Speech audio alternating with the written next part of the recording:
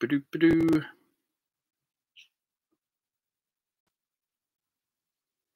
Hello, so I am live.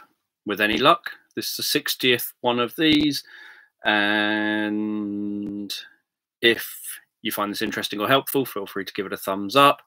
If you're not a subscriber already and you want to be, feel free to subscribe. So we've got a few people here already. I have a coffee and a water.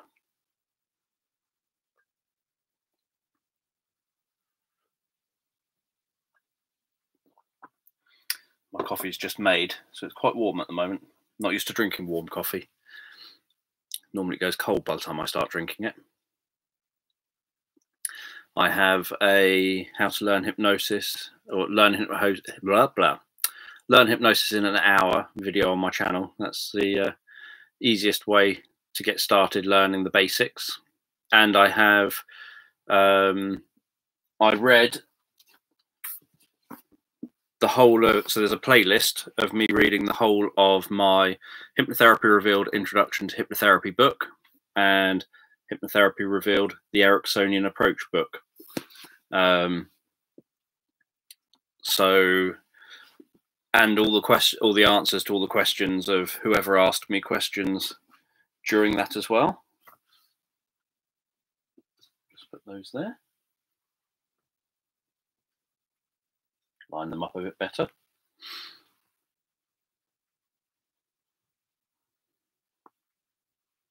Yes, I don't mind colder coffee generally. I don't like particularly hot drinks, like where I would call them hot. I like lukewarm. Lukewarm is good.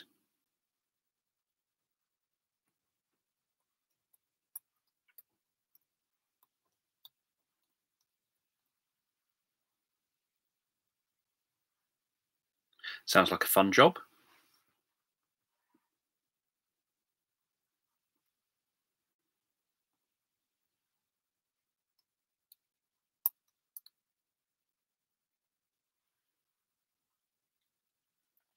So one thing I'll probably do today, just because I nearly dropped it, just because I was asked the other day, is I might read my chapter from in the clinical hypnosis textbook.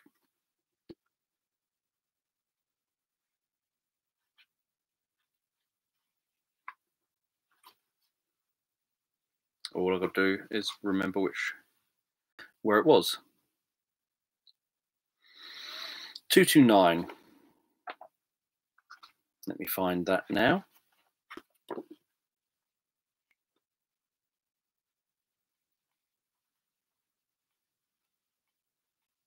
Two, 227, 229.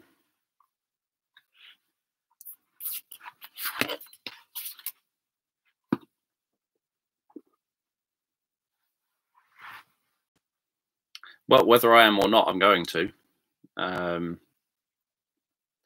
If it gets copyright or whatever, then it does. But it's my chapter, so I plan on reading it.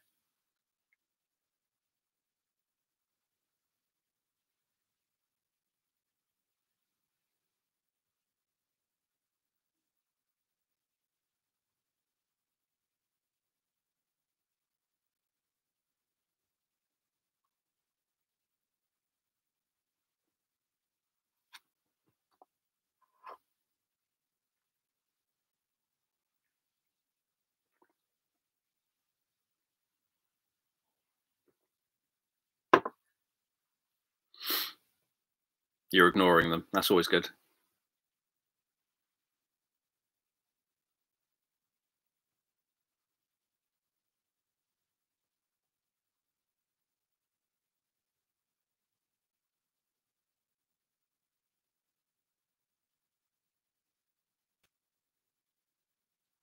Coursework sounds fun.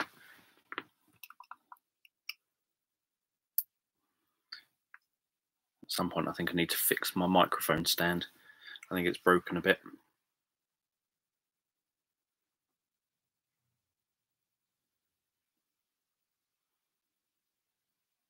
Exactly. You have the right path but the right path might be the left path, and the path that's left might be right.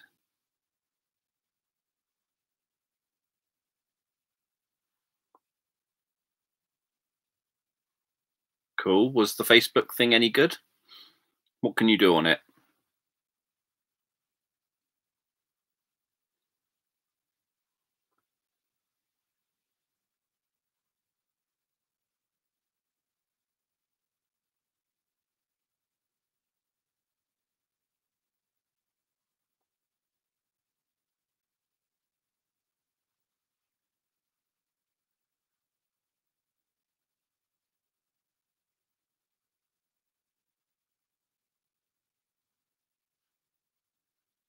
Yes, it seems to imply that you can have multiple people, kind of like a Zoom thing. You probably don't want 50 anyway.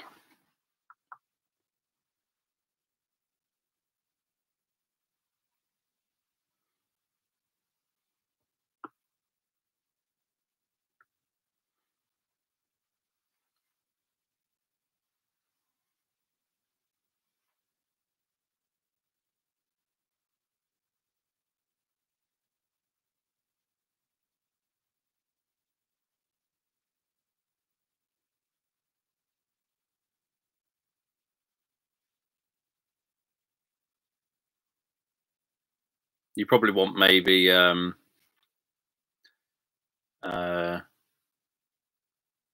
I don't know, 8 of you or something, 10 of you maximum.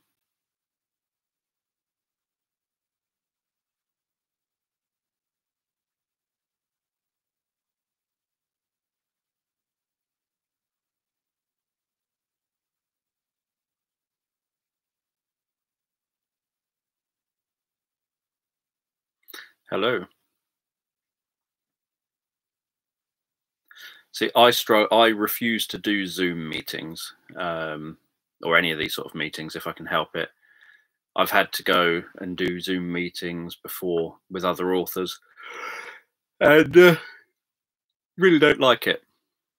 Normally, so they've only ever been with like maybe 12 to 14 people in them, and I feel like I'm trying to rip my face off with my fingernails. It's that horrible. Where you always get the people that are filming up their nose and saying, "Oh, I can't figure out. Can you hear me? Can you hear?" And it's just like it really annoys me. Um, and then there's the awkward trying to figure out who talks when, and um,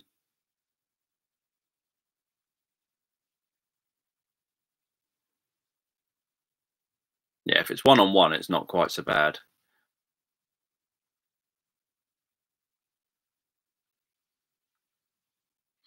Although still not great. I'd still rather avoid talking to people if that is the option.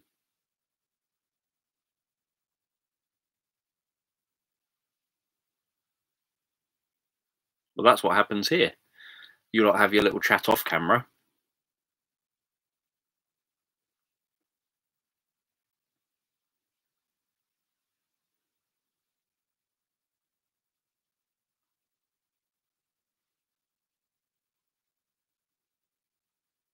Yes, I don't like seeing myself on camera, but I seem to still be here.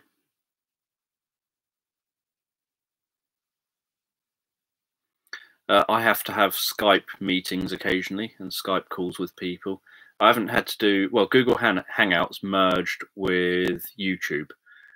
And there was a time in the past when Google Hangouts was one of the YouTube Live options. It had merged into being one of the YouTube Live options.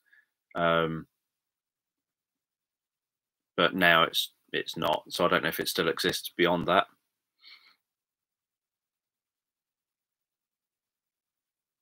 I'm definitely not going to set up a Zoom thing.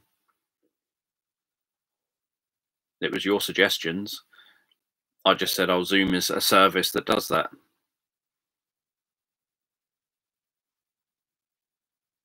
I definitely wouldn't set it up or engage in it. I'd end up just, well, I just wouldn't even do it.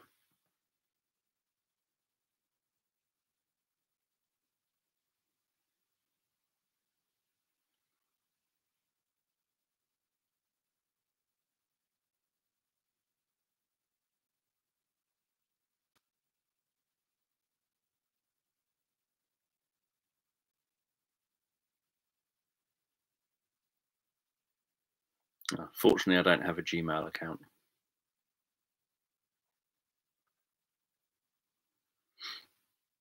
Don't know. I just listen along, like listening to anything else. So I don't really have a further opinion on that. I just put it on and then listen. And if um, the approach isn't the right approach for you, then try something. That's why it's handy to have different types of approaches. If an approach isn't the right one for you, like for example, when I was doing the self hypnosis, reading the self hypnosis chapter, and I was doing the different inductions that are in the self hypnosis section. Obviously, it gave people a chance to try out back to back virtually a number of different hypnotic inductions, and some just won't be for people. People will just struggle to follow along to them, and they might not be able to engage with it. They might find it too slow, or they might not like that type of approach. So it's just about finding the type of approach that's right for you, that you can follow along to, and the type of person. So if, for example, apart from the woman who does the meditainment tracks, there's no female hypnotist or meditation person who I like listening to. They all sound like they're screeching down my ears at me, and it's just so painful. It's like someone scratching chalkboards over and over again endlessly. So I end up thinking, nope, don't like this, can't put up with this. And that's just the voice of that person. Whereas with other people, their voice resonates with me and is at the right pacing for me. The approach is right for me. And so that's what I listen to. So it's more about just finding what works for you. So if one approach, like if listening to my stories obviously doesn't work because I don't know, for whatever, like maybe they go too slow, or maybe they go too fast, or maybe they're not the kind of stories you like listening to, or whatever it happens to be, then that's fine. It's not just not for you.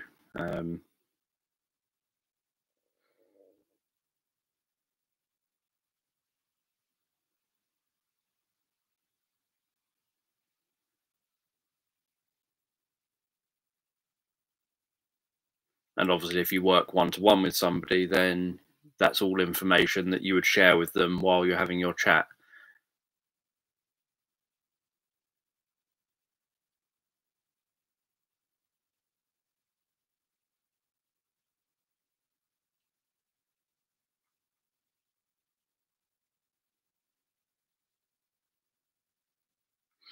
So, for example, someone who doesn't like,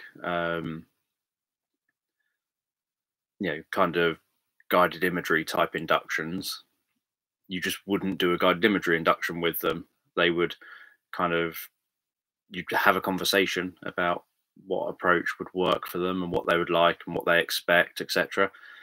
And then you would try and fit your approach to what they've said, rather than trying to make them have to follow your approach.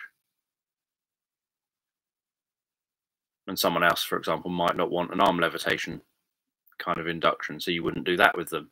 Someone else might not want, say, the fingers coming together or hands moving or any of those approaches.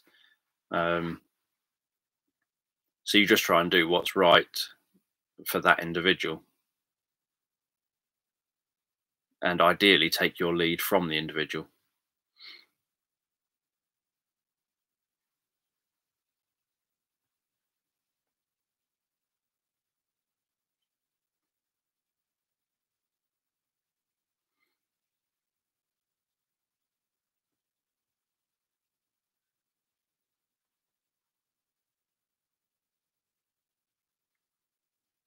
But then it also comes down to, so different types of approaches might end up being used or done in relation to different types of outcomes. So if you're going to be doing mental rehearsal, then it's reasonably common that you're likely to have some kind of guided imagery in there to help lead you into whatever the mental rehearsal is that you're going to do, rather than just, like push down on my hand, push harder and harder, push harder, push harder, and sleep. Now I'd like you to imagine this. That's a bit of an abrupt turnaround from a physical induction to suddenly having to kind of mentally rehearse, say, I don't know, give public speaking or something. Whereas it's far more comfortable to gently, progress into it, and gently starting having someone used to the idea of guided imagery before you then get to mental rehearsal.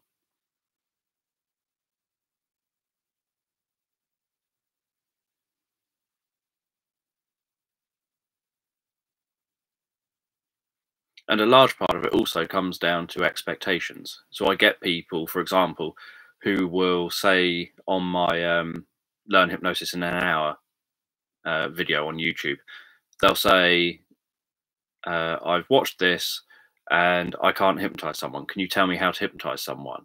And then I'll obviously say, this video tells you how to hypnotize someone. And they'll say, well, I've tried the things in this video, it doesn't work. And so I'll ask, give me an example so that I know what we're talking about here. And they'll say something like, oh, I tried to hypnotize my friend or whoever, and I was doing this, like, I think one of the things was, I was doing the push down on my hand type induction, and they just ended up laughing. I was like, well, that's perfectly normal. That happens when Graham, my best friend, first did that induction on me. All I ever did was end up laughing. When I started doing that induction on Graham, when we were doing rapid inductions for the first time ever on each other, all he ever did was cracked up laughing. That was perfectly natural. It's a weird situation with your friends to be in. To be, normally you have this dynamic of being friends, and now you've suddenly got this push down on my hand, harder and harder, push down, harder and harder, push down, even harder, push down, harder and harder, and sleep. That's a really weird sudden turn in dynamics to have with someone who's your friend, and a sudden change in how you're being with them. And we had to do things like change positions, change seating positions, so that we wouldn't get the giggles and wouldn't just keep laughing. We had to do it like standing up and all sorts of things, just until we could finally do rapid inductions without laughing at each other when trying to do them. So that, to me, when the person was saying that, it's like, well, that's normal. That you're trying to, if you do it to a stranger, it's never a problem. So like if you do it to a client, like most of the sort of doing pretty much anything, if you do therapy with someone who doesn't know any better, they don't know you other than the fact they've seen you as a therapist, they don't think anything of it when you do certain things. Like in therapy, if I start putting on a Mickey Mouse voice, or if I start acting stupid or something, the client just goes along with it as if it's the most natural thing in the world. I've never had someone question it or laugh unless they're supposed to. They just go along with it because they don't know me and they don't know any different. Whereas if it's with someone I know, when I've done that, they just think, I can't take you seriously when you're doing that. And then it just ruins the whole work I'm trying to do with them, because that's not the person they know. That's like this weird therapist Dan isn't the Dan that they know in their everyday life, that they see the rest of the time. And so that makes them feel really, it just feels really odd. So I end up getting comments from people, like someone will say, oh, I tried doing the 3, 2, 1, close your eyes, 1, 2, 3, open your eyes kind of thing. And they'll say it didn't work. It looked like it had worked. They were following along, and if I paused slightly before saying 1, close your eyes, or whatever, you would see their eyes flicker as if they want to close, and then you do it. But they always told me they didn't feel hypnotized, so it obviously didn't work. And normally what I end up reading is that their expectations of what they think hypnosis should be and what should have happened and what it should have felt like is completely different to reality. And so they end up describing how they're getting the results. They end up describing how they're seeing responsivity, describing how the person has their attention narrowed, etc. And yet they'll say, but it didn't work, even though they've literally just described that it did work. And then I'll sort of be asking them, you know, hypnosis doesn't actually feel like anything. So what do you expect it to feel like? You know, hypnosis is just hypnosis. It's not. It doesn't feel like anything. What you're looking for is about what you've observed and what you're looking for. So if someone is responding to it and is engaged with it, in the same way that if you're responding to a film and your heart rate speeds up a bit when something a bit scary is happening on the film, and your heart rate slows down a bit when things are relaxed on the film, and you perhaps notice your hands getting tense at tense moments on the film, or you notice that if you're drinking a drink and something happens on the film that grabs your attention, you kind of stop and you watch that bit and you have catalepsy set in, and you don't, you know, you're not doing it on purpose. You just, catalepsy sets in, your arm becomes cataleptic, you've got an arm levitation, and it just stays there for like 5 minutes. The scene happens, the tension dies down again, and then you carry on having your drink, completely unaware that you paused for 5 minutes with a cup in your hand, floating in midair. It's evidence that you had become responsive and had focused all your attention on one thing, so that you weren't focusing on things like the cup in the hand. The same when that happens, you know, if you have good conversation with someone and you end up realizing that you've barely eaten your food because you're so engrossed in the conversation that you spent more time kind of cataleptic than actually eating. So yes, €2,500 is an absolute bargain. I would, you know, when I was sort of happy with the idea of doing a degree, I would love to have had education that cheap. Over here at £9,000 a year, it's just ridiculous.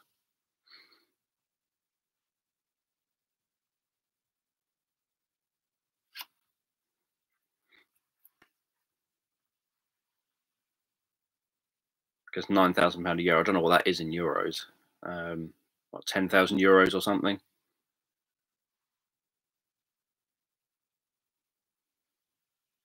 Yeah, so they're all signs. They're what, you know, when I talk about what to look for, um, they're the sort of things that you look for to see if someone's hypnotized.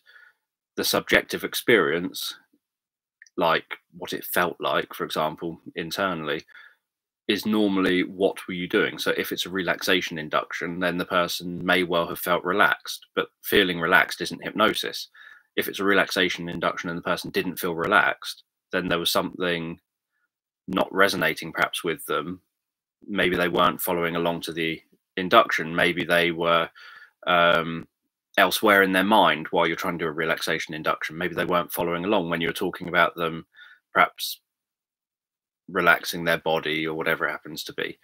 And so if you do a relaxation induction, the person doesn't feel relaxed, that doesn't mean they weren't hypnotized, but clearly they weren't following the ideas for relaxation for some reason. Yeah, I think it should be everywhere. Education is one of those things that I think should be made either free or means based at the point of entry. It's one of those things that's so important for people's futures, and you notice it. You notice that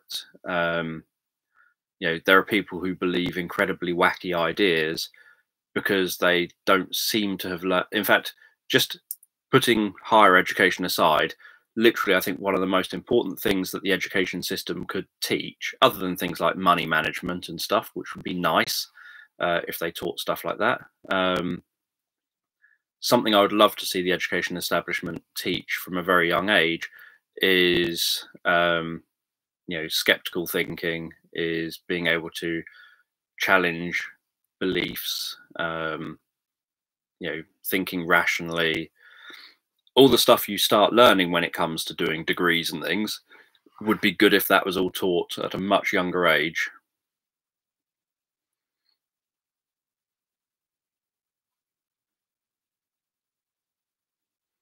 I'd probably spend more than you pay on a degree every year on books.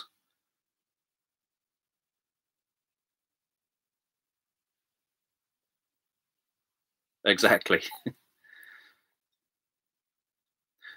Obviously, it's not so much that it should teach you not to do that. It's that it should teach you the techniques to know, yeah, the thinking techniques to know that when someone suggests it, you know how to hear people's suggestions and ideas, um, how to then analyze them, how to then weigh up the evidence, how to understand what is high quality evidence and what is low quality evidence, and then make a decision off of that.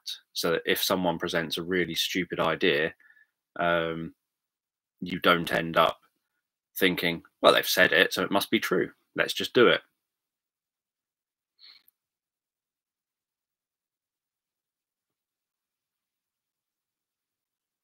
And I think it would be helpful if people understood a little bit about, I'm terrible at maths in terms of like if you gave me different, if you gave me different like math stuff to do, I'd be rubbish at it. But I can kind of grasp things like statistics. I understand things like the fact that just because something is ridiculously unlikely doesn't mean that it doesn't happen, and that some things can seem ridiculously unlikely. Like someone can say, "Oh, that's only a 1 in a billion chance of that happening," or 1 in a million even. Someone could say that's 1 in a million chance of that happening. That means it's going to happen to any one individual. That means it's going to happen a lot of times on the planet Earth because there's billions of people. So, something that sounds rare, like 1 in a million chance of happening, actually is reasonably common.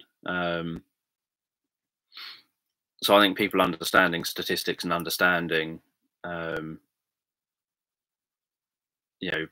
what makes something rare, etc., is all stuff that should be taught much earlier. When I was in school, we didn't do science until I went to secondary school.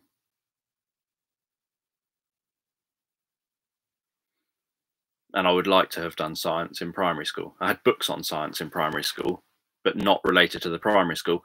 That was because my magic uncle had bought me. I'm just trying to see which shelf it's on. It'll be on one of my shelves. In fact, I can see it.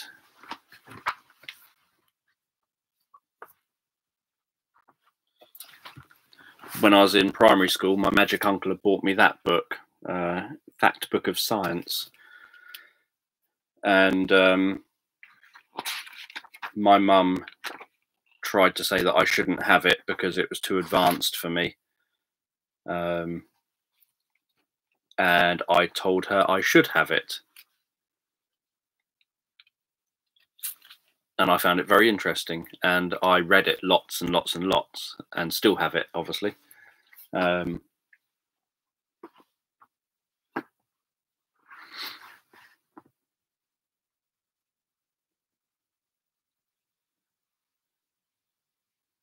Yeah, so you already know this about me, but back in the so for those who don't know, back in 2000, 2001, Graham and myself saw 2001. Graham and myself saw an alcohol vaporizer for £1,500 in a tech magazine. And it said how it worked. It vaporized. It sort of had a thing that vibrated and vaporized the alcohol, and then you can inhale the alcohol, get drunk really quick, but not have the hangover, etc. And I said to Graham, "I've got a mist making water feature." So at home, I had a mist making water feature. So it was like a bowl. You filled it with water. You turned it on, and there was like a color changing light inside it, and it created it sort of vibrated rapidly and created the mist. And so I said to Graham, why don't we just make our own? We can make our own significantly cheaper than £1,500. So we got a clear teapot. I've got a photo of it over on Facebook, on my Facebook page. We got a clear teapot and a Bic pen, we just took the end off and took the other end off and had a tube. We then filled the teapot with, or half filled the teapot with whiskey, and put the vaporizer from my water feature into the teapot, put the lid on, sealed the whole thing up with tape, so that, because obviously there's the electric wires coming out of it, and so we just sort of made sure that nothing could escape, and then just stuck the Bic pen into the the funnel of the teapot, vaporized the alcohol, and would then obviously inhale the white mist of the Scotch whiskey. And so we would frequently do that. You don't taste the whiskey or anything, you just inhale it, and it then gets to your head and you end up temporarily feeling drunk. It could be with anything. We'd used absinthe as well, but the main things that I drank at the time were whiskey, absinthe, ouzo, Pernod, sometimes Southern Comfort, sometimes vodka.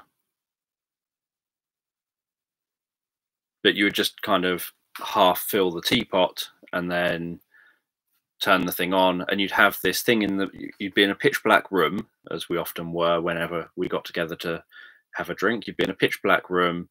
You'd have this teapot in front of you with glowing lights, color changing lights inside this teapot, inside the whiskey, with the white mist above the whiskey, and then you would just sort of take it in turns to inhale the whiskey.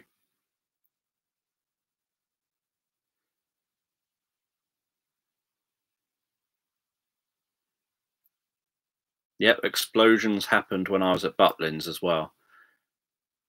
I worked in the pot wash and often would mix the acid and alkaline chemicals that were in, supposed to be used for the washing pot wash machine. I found they were very good. They made a dark cloud of chlorine gas, which was quite cool. Probably not good nowadays, but back in the 90s, it didn't even cross my mind about the fact that I was doing this. We would mix it in the 5-litre bottles. So it would come in a 5-litre bottle. You'd use half of it, and then when there's half left, you would. Yeah, I'm very aware that it's very dangerous. And even as a kid, I was 17 to 19ish when I was doing that job. We were very aware that it was dangerous, but we were just having fun. So you would have, you would mix in, like you'd have the 5-litre tub that'd be half empty, or bottle that would be half empty, and then you would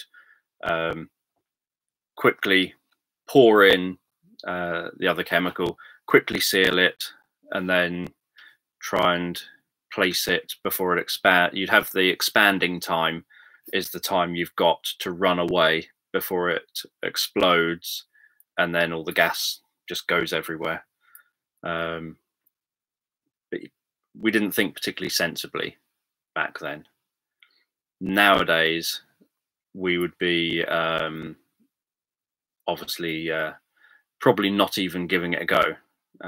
But after 2001, it sort of the events of 2001, and obviously what has come since then, reminded me of these events and how literally I was able to order as much of these chemicals as I wanted into my venue, and I knew that I could mix them and make chlorine gas. And I was working in a holiday camp where thousands of people would come through my venue, and I was very aware after 2001 that actually there are people who do this stuff bad, intentionally bad, that it's not just back in the war, like the First, Second World War, where people did this sort of stuff. People actually do this stuff bad nowadays as well. So I was very aware that, in my opinion, actually, it's not particularly good. that literally anyone, like a 17-year-old kid, can get hold of all this stuff.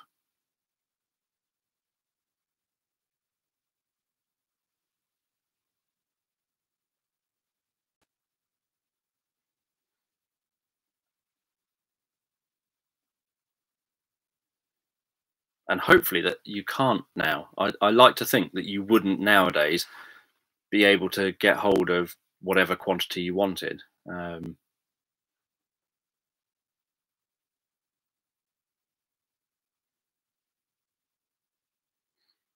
I remember once accidentally it went off, sort of the mix had become gas outside of the bottle before I managed to get it outside the venue. And so obviously I was in the pot wash, wedging, holding my breath and wedging wet J cloths under the doors so that it wouldn't get out into the venue where the customers were, and then getting to the back door and opening the back door and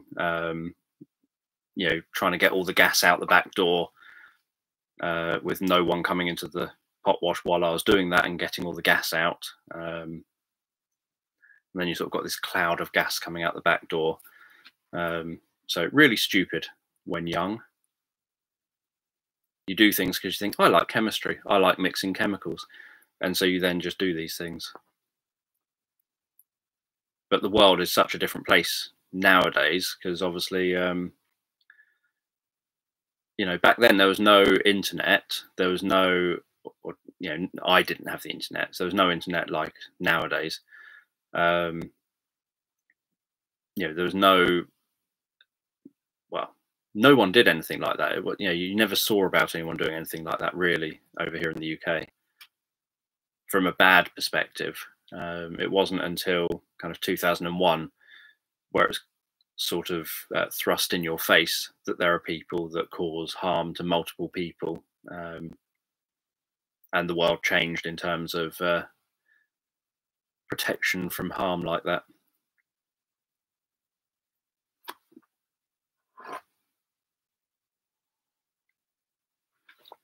Right, let me read my chapter from the Clinical Hypnosis textbook.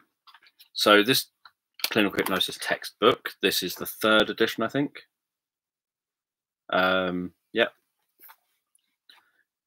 Was the the main textbook for the hypnotherapy degree that I was on when I was doing a hypnotherapy degree. Definition of approach. Solution-focused therapy is about solution-focused therapy. Solution-focused therapy is a competency-based model focusing on clients' strengths and successes rather than their problems and failures. Solution-focused therapy focuses on finding solutions and gives minimal attention to defining or understanding presenting problems. In 1966, Richard Fish proposed forming the Brief Therapy Center at the Mental Research Institute in Palo Alto, California. John Weakland, Richard Fish, and Paul Watzlawick felt frustrated by the poor results and uncertainty of the methods they were using in therapy. And interested in successes they would have at times with methods that weren't supposed to be beneficial. The Brief Therapy Center began to investigate the phenomena of human change. The center focused more on process rather than content, and on the here and now rather than the past. Much of the work at the Mental Research Institute and the Brief Therapy Center was influenced by the work of Dr. Milton Erickson. In 1978, Steve DeShazer and Insoo Kim Berg set up the Brief Therapy Center in Milwaukee, Wisconsin, after spending time at the Mental Research Institute in Palo Alto. They continued to carry out clinical research, modifying existing brief therapies and getting feedback from clients about successful outcomes. They worked to have therapists stop doing what didn't seem to be helpful in therapy and to do more of what seemed to improve outcomes. This research developed into solution-focused therapy, which Steve DeShazer wrote about in Keys to Solutions in Brief Therapy in 1985. In the 1980s, Bill O'Hanlon and Michelle Weiner Davis developed solution-orientated therapy, which Bill O'Hanlon later renamed possibility therapy due to the two approaches often being confused. These two approaches have similar backgrounds, and much of possibility therapy is based on correspondence between Steve DeShazer and Bill O'Hanlon about the nature of therapy, and Bill O'Hanlon's experiences with Milton Erickson. Solution-focused therapy is generally more formulaic and directive, and there's little focus on acknowledging and validating clients' emotions and experiences. Whereas possibility therapy focuses more on acknowledging and validating clients' emotions and experiences, and the approach is generally more conversational and less formulaic and directive. Philosophy. Solution-focused therapy has a postmodern and social constructionist philosophical basis and has 10 basic assumptions to the approach. Change is constant and inevitable. If it isn't broken, don't fix it. If it works, do more of it. If it's not working, do something different. Small steps can lead to big changes. There is not necessarily a logical relationship between the solution and the problem. The language for solution development is different from the language used to define the problem. No problems happen all the time. There are always exceptions that can be utilized. The future is both created and negotiable. Clients have resources and strengths to solve problems. The approach is strength-based, focusing on what clients can achieve and on what resources they already have. It doesn't dwell on the historical roots of the problem. The solution-focused therapist holds the belief that no matter what the problem, there are always times the problem doesn't happen. And these times can offer the solution to moving on from the problem. The approach assumes problems are defined by our perception of our situation and by the language we use to describe it. Framework for treatment. A solution-focused practitioner interacts with clients from a position of curiosity about times the presenting problem hasn't happened. They work in collaboration with the client and treat the client as the expert on their life and situation, and want to work from where the client is to where the client hopes to be. The solution-focused practitioner aims to help clients establish clear and realistic desired outcomes for therapy. There are 3 basic questions in solution-focused therapy. What are your best hopes for therapy? When you achieve these best hopes, what will your life be like? What are you already doing, and what have you already done in the past that can contribute to you achieving your best hopes? In future sessions, the solution-focused practitioner also wants to know what has improved since the last session. Most questions the solution-focused practitioner asks in therapy sessions focus on guiding clients through these 3 questions. Solution-focused practitioners also ask scaling questions, which establish where a client is now in relation to their best hopes for therapy, and how they'll know when their best hopes are happening and they no longer need therapy.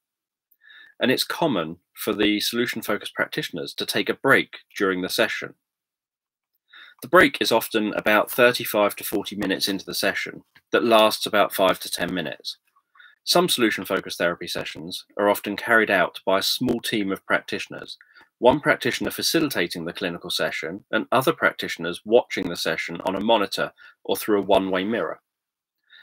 As the break approaches, the practitioner asks the client whether there is anything else they want to mention that hasn't been covered, which gives the client the chance to say anything they feel is important that hasn't been mentioned, and then informs the client that they'll be taking a short break to talk things over with their colleagues before giving feedback and rounding off the session. During the break, the practitioners discuss their thoughts and reflect about how the session has gone and what would be helpful to feed back to the client before the facilitating practitioner re-enters the session and feeds back what they've discussed. For practitioners working alone, it's common for them to take time out to reflect quietly before giving feedback to their client. Following the break, the practitioner feeds back to the client, compliments, and sets a task. There have been a number of different but similar proposed frameworks to follow when doing solution-focused therapy sessions. Often, there's a structure for the first session and a structure for the second and subsequent sessions. Solution-focused therapy can be highly formulaic, with practitioners having a clear structure and giving thought to the formulation of questions as skeleton keys that will unlock client solutions and formula tasks. Common frameworks. The following are the most common frameworks. Steve DeShazer developed a 3-stage decision tree to help to find solutions quickly and efficiently in therapy sessions. DeShazer's approach was, have there been any improvements? Yes, ask them and amplify them. No, go to question 2. 2, have there been any exceptions to the problem? Yes, ask them and amplify them. No, go to question 3. 3, can the client describe in behavioral terms what would be different if the problem was solved? Sometimes clients struggle to identify what would be different. This can occur because clients have spent time thinking about the problem and about what they don't want, but not spent time thinking about what they would like life to be like instead. In these situations, the practitioner can set a noticing task. This is a task where the client doesn't have to make any behavioral changes. All they're being asked to do is to notice something and then feed this back at the next session. The task could be to notice what is different about the moments when the problem doesn't happen, or to notice things that happen that they would like to have continue after they overcome their problem. The idea is to begin to focus the client's attention on what they want rather than on what they want to stop or get rid of.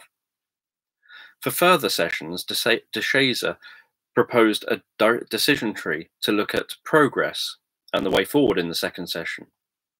1, are things getting better? Yes, go to question 2. No, go to question 3. 2, towards the goal?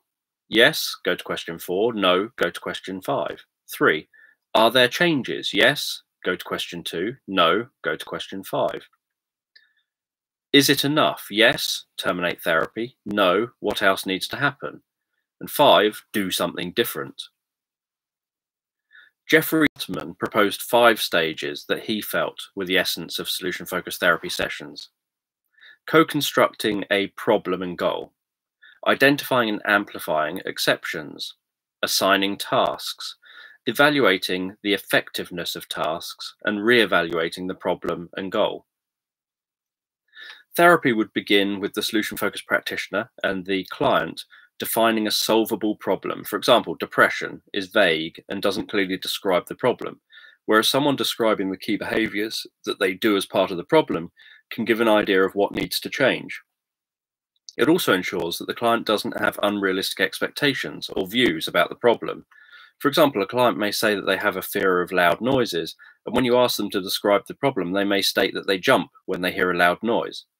But they have no problem prior to this, and following the initial jumping reaction, they have no further response.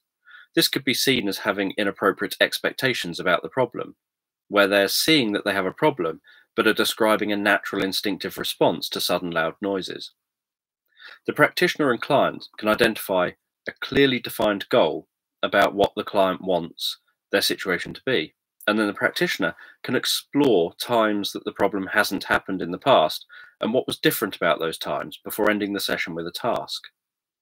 At the next and subsequent sessions, the practitioner can ask how the client got on with the task, then explore what has changed, what progress has been made, and where the client is now in relation to the goal they set.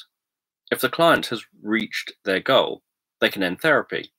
But if they still have some work to do, they can have another task set to do before the next session. Insoo Kim Berg developed the mnemonic EARS for solution-focused therapy follow-up sessions. E, elicit, A, amplify, R, reinforce, and S, start over. With this framework, the solution-focused practitioner can elicit changes and progress since the last session, amplify those changes, focusing on what the client did differently and on what was different about those times progress happened, reinforce the changes and reinforce the role of the client in making and maintaining those changes, then start over asking what else to elicit more information that can be amplified and reinforced. Approach specific terminology. Pre-session change. Solution-focused practitioners acknowledge that often change to a client's situation have started before the first session. Sometimes these changes can be due to the client making the decision to address their problem or due to the client booking the session. If the practitioner doesn't ask about these changes, they miss an opportunity to move therapy forward and to empower the client with evidence that they've already begun to make changes even before they've received any therapeutic support. Problem-free talk. Problem-free talk is where the therapist will ask about what's going well for the client, what they're interested in, and what they're good at. Problem-free talk helps the practitioner gather information about strengths and resources and begins to focus on what clients want their life to be like in the future, rather than on what clients want to get rid of or stop in their life. So if a client presents wanting to quit smoking, the practitioner will want to establish what the client's strengths and resources are that could be helpful for the client to be able to stop smoking and stay stopped. Miracle question. The miracle question is a future-focused question about what life would be like without the problem. The practitioner asking the question is hoping to elicit a client's preferred future. The aim is to explore what life could be like without the problem, rather than focusing on what the problem is and on what the client wants to stop. With the client that wants to stop smoking, for example, if they're asked, what do you want from therapy? They may well say, I want to stop smoking. If they're asked if a miracle happened while you slept tonight and solved your problem, what will you notice tomorrow that lets you know a miracle happened and things are different? They may still answer with, I wouldn't be smoking, but therapists can now explore, so what will you be doing instead? What differences will others notice? Who will be the first other person to notice? What else will be different? What else will you notice? The client is now more likely to tell the therapist about concrete and noticeable differences that they would expect to see between life as a smoker and life as a non-smoker.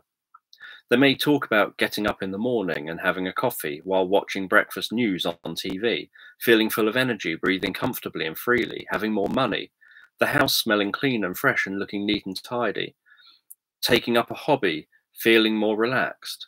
These are all changes that can be recognized and built on. The effectiveness of the miracle question comes from the exploratory questions asked about that miracle day by the practitioner and by keeping the client absorbed in that miracle day. Best hopes. Best hopes is a term for wanting to know what the client would like as a goal. The practitioner may ask the client what their best hopes are for the session, or for the treatment, or in the future, or all of these throughout the session. The practitioner may ask a client in an initial session what their best hopes are for the future, and may follow this up with the miracle question and may ask what their best hopes are for the treatment. Maybe treatment is a fixed number of sessions, and so in each session they may ask what the client's best hopes are for that session. Scaling questions. Scaling questions offer the client and practitioner a way of knowing where the client is now in relation to the problem and where they would like to be. Scaling could be 0 to 10, with 0 being the worst things can be and 10 being the miracle day happening. Scaling questions allow for subjective monitoring of progress and allow practitioners to gather useful soft data evidence for monitoring efficacy. As well as scaling best hopes, practitioners can scale other elements of the therapy, like clients' confidence or motivation, or carrying out tasks, or to make changes. Like confidence or motivation to carry out tasks or to make changes, and can then explore what they would notice if they were 1 point more confident or motivated on the scale. Coping questions. Sometimes clients want to share something of their problem and want to feel heard. In these situations, the therapist will listen and acknowledge what they hear the client saying, and will often reflect by praising the client for coping and asking coping questions, like asking how the client coped with that situation or coped to get through the problem. The therapist may say something like, "Sounds like that was really difficult. How did you cope?" This brings the focus of the conversation back to the client sharing strengths that could be helpful for them to apply to resolving the problem in the future. It's also empowering, as clients often haven't thought of the situation as one in which they had coped. Exception questions. Exception questions search for times in the client's life that the problem hasn't happened. The practitioner's job is to listen for the exceptions and then magnify these client successes. Exceptions could be times the client expected the problem to happen but found that it didn't, or they didn't expect the problem to happen yet it still did, or the situation where the problem, or where am I? Or situations where the problem just wasn't there at all. So a smoker could say that they expected to want a cigarette the other day when there was a crisis at work, but they didn't. Or they didn't expect to want a cigarette when they went to lunch the other day with a friend, as they didn't think about smoking. They don't think about smoking when they're in restaurants, and they never want to smoke when they're on long haul flights. All of these exceptions would then be explored further by the practitioner with the client to learn from and to find and develop solutions. Tasks. Solution-focused therapy tasks are set to build on the work in the session. Often the tasks are noticing tasks, like asking the client to notice what's going well for them, or to notice what's already happening in their life that they want to stay the same. Tasks could also be suggesting the client continues doing something of what they've said that they're already doing, or perhaps they've said something during the session that they could do between now and the next session.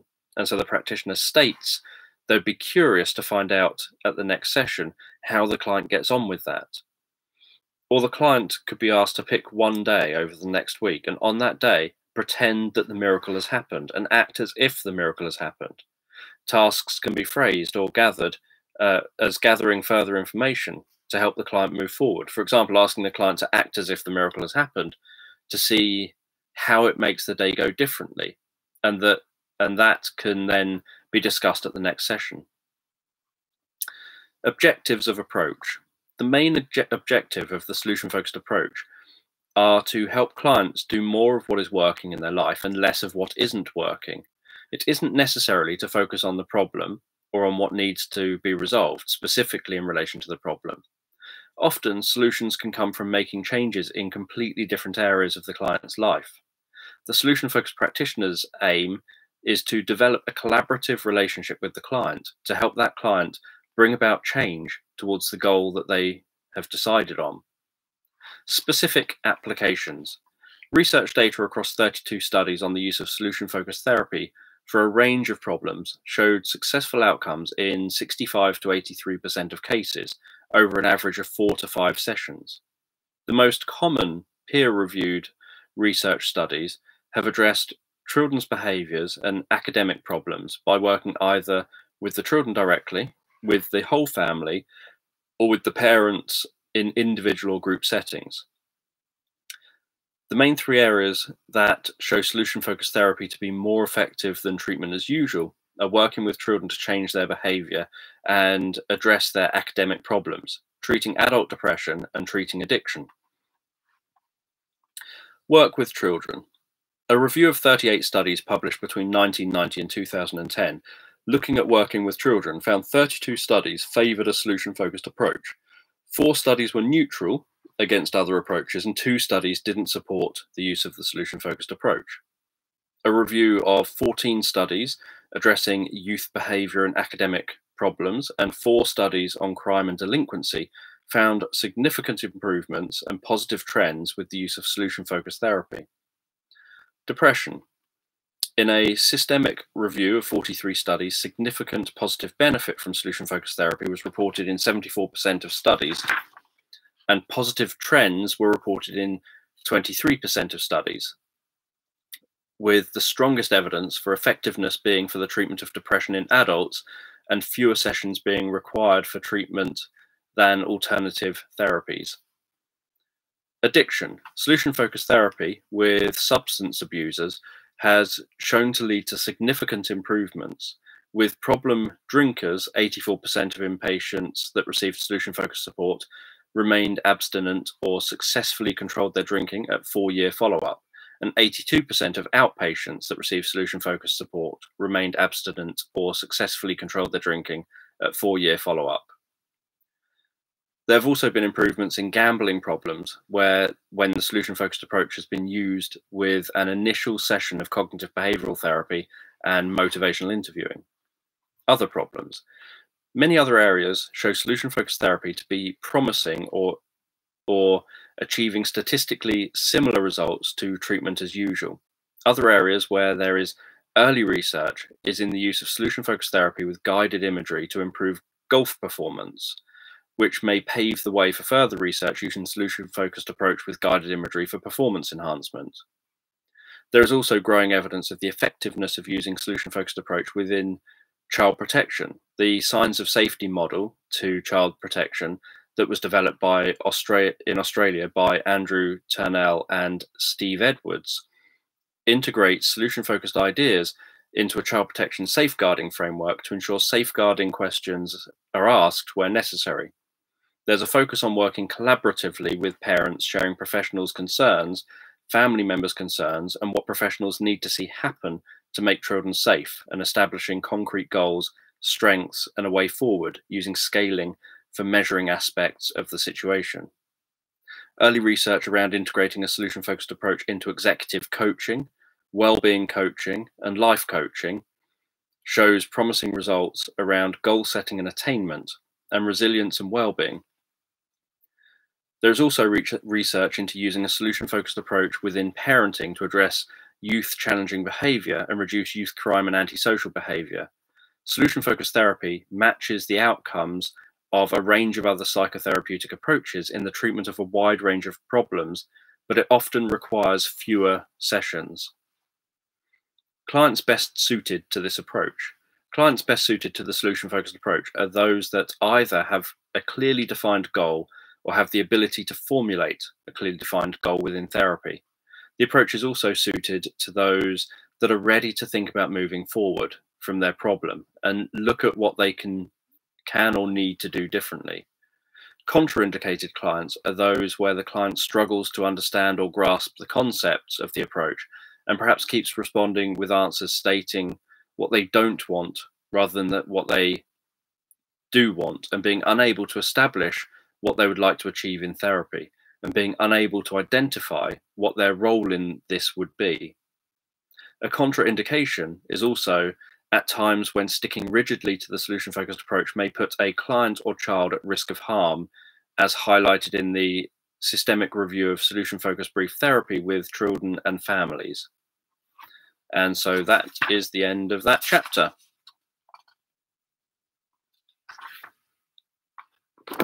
So that's the end of my chapter on that. I'll put that back up there in a little bit, have some of my coffee.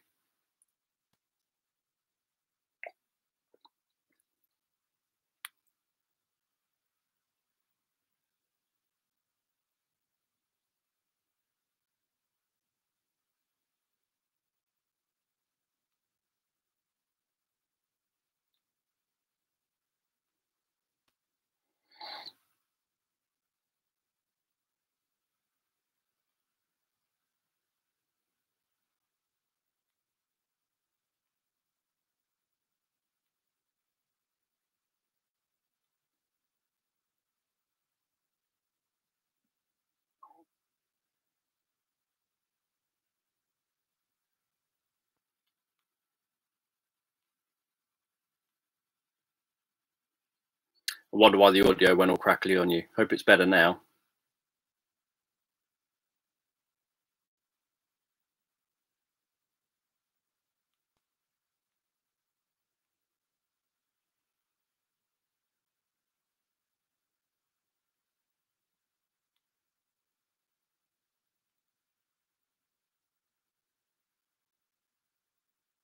The name of that book is Clinical Hypnosis Textbook.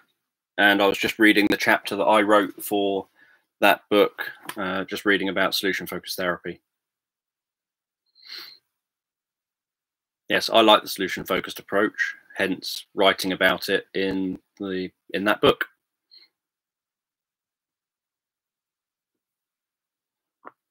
I'm not a fan of it when it's used dogmatically and rigidly, where people don't I prefer Bill O'Hanlon's type approach, where it's more conversational and more kind of, if someone's saying, I've just had the worst day ever, you don't then say to them, so what were you pleased to notice today?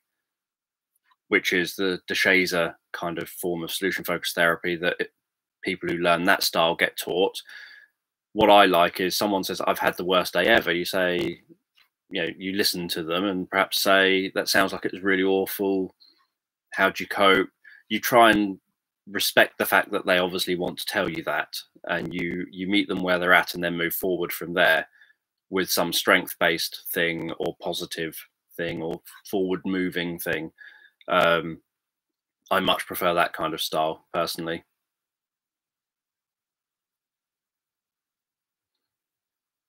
I remember, so people get scared of things like solution focused therapy. So when I worked for West Sussex County Council, I was doing solution focused therapy or solution focused approach with parents to stop their children from committing youth crime, committing antisocial behavior, improve their children's school attendance and stop them being excluded, etc. And dealing with their behavior, for example, at home. So I never met the children when I was doing that job. I only ever met the parents. So I'd work with the parents to change the children's behavior using a solution-focused approach. And the Family Link Work Service at the time were told that they were going to have to adopt a solution-focused approach because the whole of the council was gradually moving towards using a solution-focused approach.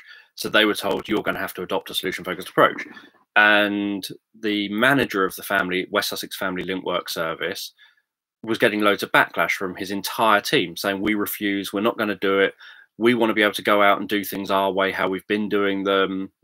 We don't understand why we have to be forced to take on this new approach. And so he approached me and said, look, I don't know enough about the approach to be able to convince them why this is a good thing, but they just see it as a bad thing. It's change. They see it as a bad thing. So I said, okay, I'll come along to one of your staff meetings. So I went into this hall full of like 100 and something people who were angry, knowing that I'm there to try to convince them that what I do is what they're going to have to do and that they should do it. Not because of me, but that's what I was obviously there for. And so I went in, stood up in front of them all and said, so hands up those of you who like to know whether you're helping your clients. Everyone put their hands up. Hands up those of you who like to know when you've helped them enough that they don't need to keep having your support. Everyone's hands went up. Hands up those of you who like to know what needs to be done in your sessions. And so I just went through all these questions, and every single answer to every question I gave, everyone put their hands up. And I said, that's solution-focused therapy. You're already doing it all. It's not a problem. It's just giving you a bit of structured paperwork to record that. What you want is what this is. And they're all happy to do it. They're happy to adopt a solution-focused approach when they realize that it isn't a big, scary thing. It's just a case of within their way of communicating with their clients, they make sure that they're finding out what the client wants to get out of therapy, how they'll know when they've got that, what the steps are to achieve that, where they're at now, and then a bunch of ways like looking for exceptions and things to help them to know, oh, I've got the strengths here, or I've got that resource there that can help me to do this or overcome that. And it wasn't scary to them. It was just a case of they needed it worded within their kind of frame of reference, not someone who didn't know what they're talking about trying to explain it to them, and not this kind of we're being told to adopt a therapy approach that we don't know and we are scared of and whatever. So I personally think that in most contexts, a solution-focused approach, sometimes mixed with other things, I always say that it's about what I want to see is people being solution-focused, not doing solution-focused. So I always sort of differentiate those. You don't want people doing solution-focused therapy. You want people being solution-focused. So that their general overarching attitude to clients is, how can I help you? What is it you want to get out of therapy? And what has to happen to get you there? And if sometimes you have to stop halfway up a mountain and have a break and look at the view, you do that. if the client ends up having a bad day or a bad week between one session and the other, and they want to spend most of that session having a good old whinge and getting everything off their chest, you sit next to them and let them have that whinge, but your responses to them during that whinge are positive responses. There are things like, how did you cope? Or that sounds like it was really difficult. How did you cope? So that's kind of, that's what I would prefer people to do.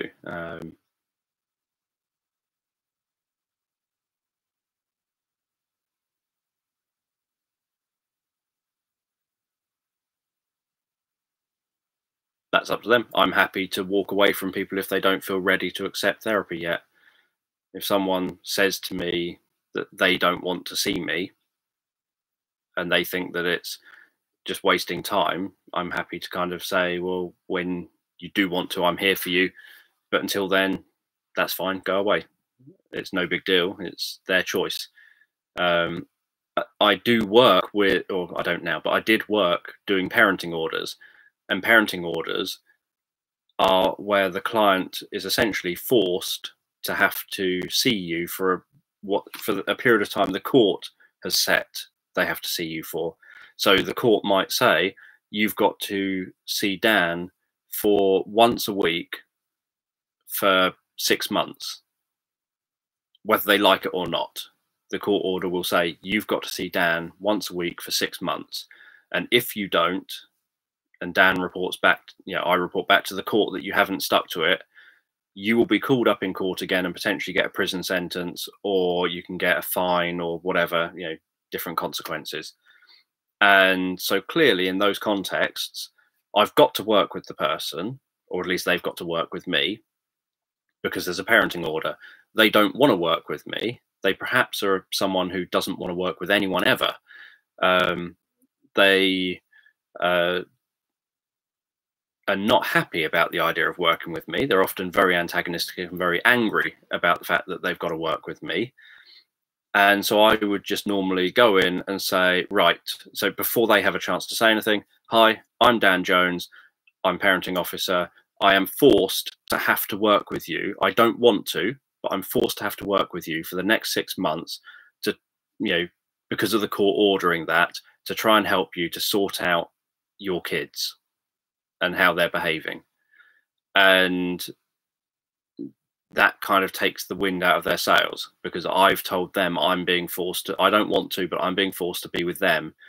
So their argument of, I don't want to work with you because I'm being forced to be with you, well, that's the same thing. I don't want to be with you. You don't want to be with me. That's fine. We've got no choice. Let's lump it and crack on. And that would often do it. That would often make it so that then they engage generally reasonably fine. I know one parent who didn't engage fine, and they ended up on the streets and they had their kids taken into care, and that was the consequence for them. And that's perfectly fine. That's what happened to them. That was their choice. They led to it.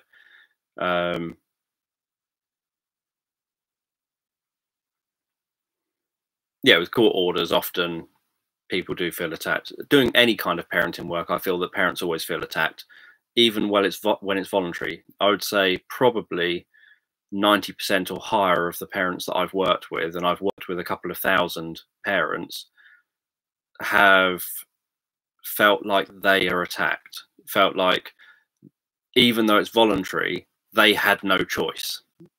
They feel like, well, when the social worker said, I think you need to work with Dan, I felt that if I didn't work with you, then the social worker would take my kids. So even though that's not true, that was their perception. And they would always feel like, you're going to come in and you're going to tell me that, you're going to tell me that that I'm parenting bad. So people would say things like that. You're going to come in, you're going to tell me I'm doing a bad job as a parent. And again, being solution focused, you're not telling anyone they're doing a bad job. You're coming in and they think they're going to be told, you're going to tell them they're doing everything wrong. But you come in and say, no, you're the expert. I'm just here to try and find out from you what would work best for you. And so you just make sure you don't get into that whole I'm the expert and I'm going to tell you how to parent thing. You know what good parenting is as the expert, but you don't kind of impose that directly on the parent. You want to work with the parent to elicit that from within the parent so that they realize the times that things were working were the times they were doing good parenting. You don't phrase it like that, but that's what you're eliciting, that obviously the times that things were working were the times they were doing the effective parenting, and what you want is them to do more of the effective parenting.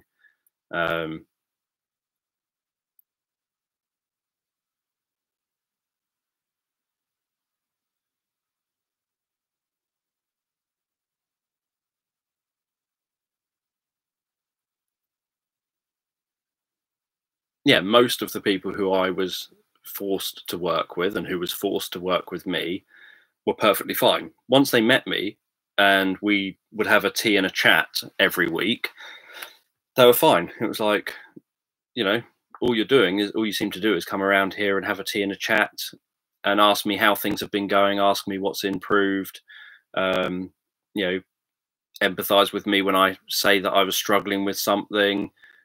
What is there to dislike? So most people within a session or two, even if they've been forced to engage with me, end up coming around to, oh, actually, this isn't so bad. You're not so bad, really. You're not this sort of scary person, and you're not trying to force me to do anything I don't want to do. You're just supporting me to do better at things. So in most cases, that's what would happen. In the non-court ordered work, I would normally only see people for a maximum of about 6 sessions before you've sorted out their help them to sort out their problem, and then you don't need to be involved again. But I had to set up parenting drop-in, because what you would notice is that after about 6 months to a year-ish, some parents would gradually start drifting back into their old ways of parenting.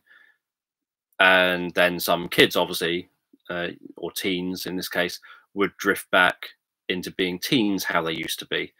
And so what we found was, so this sort of came out of all the sort of data that I'd collected, was that if you offered a parenting drop-in that they could turn up anytime they wanted, obviously when it's on, then it meant that if they'd had a month where it's like, I think I'm starting to drift back to where I was before, they can come along. It was a solution focused drop in. We'd focus on, what's been going on.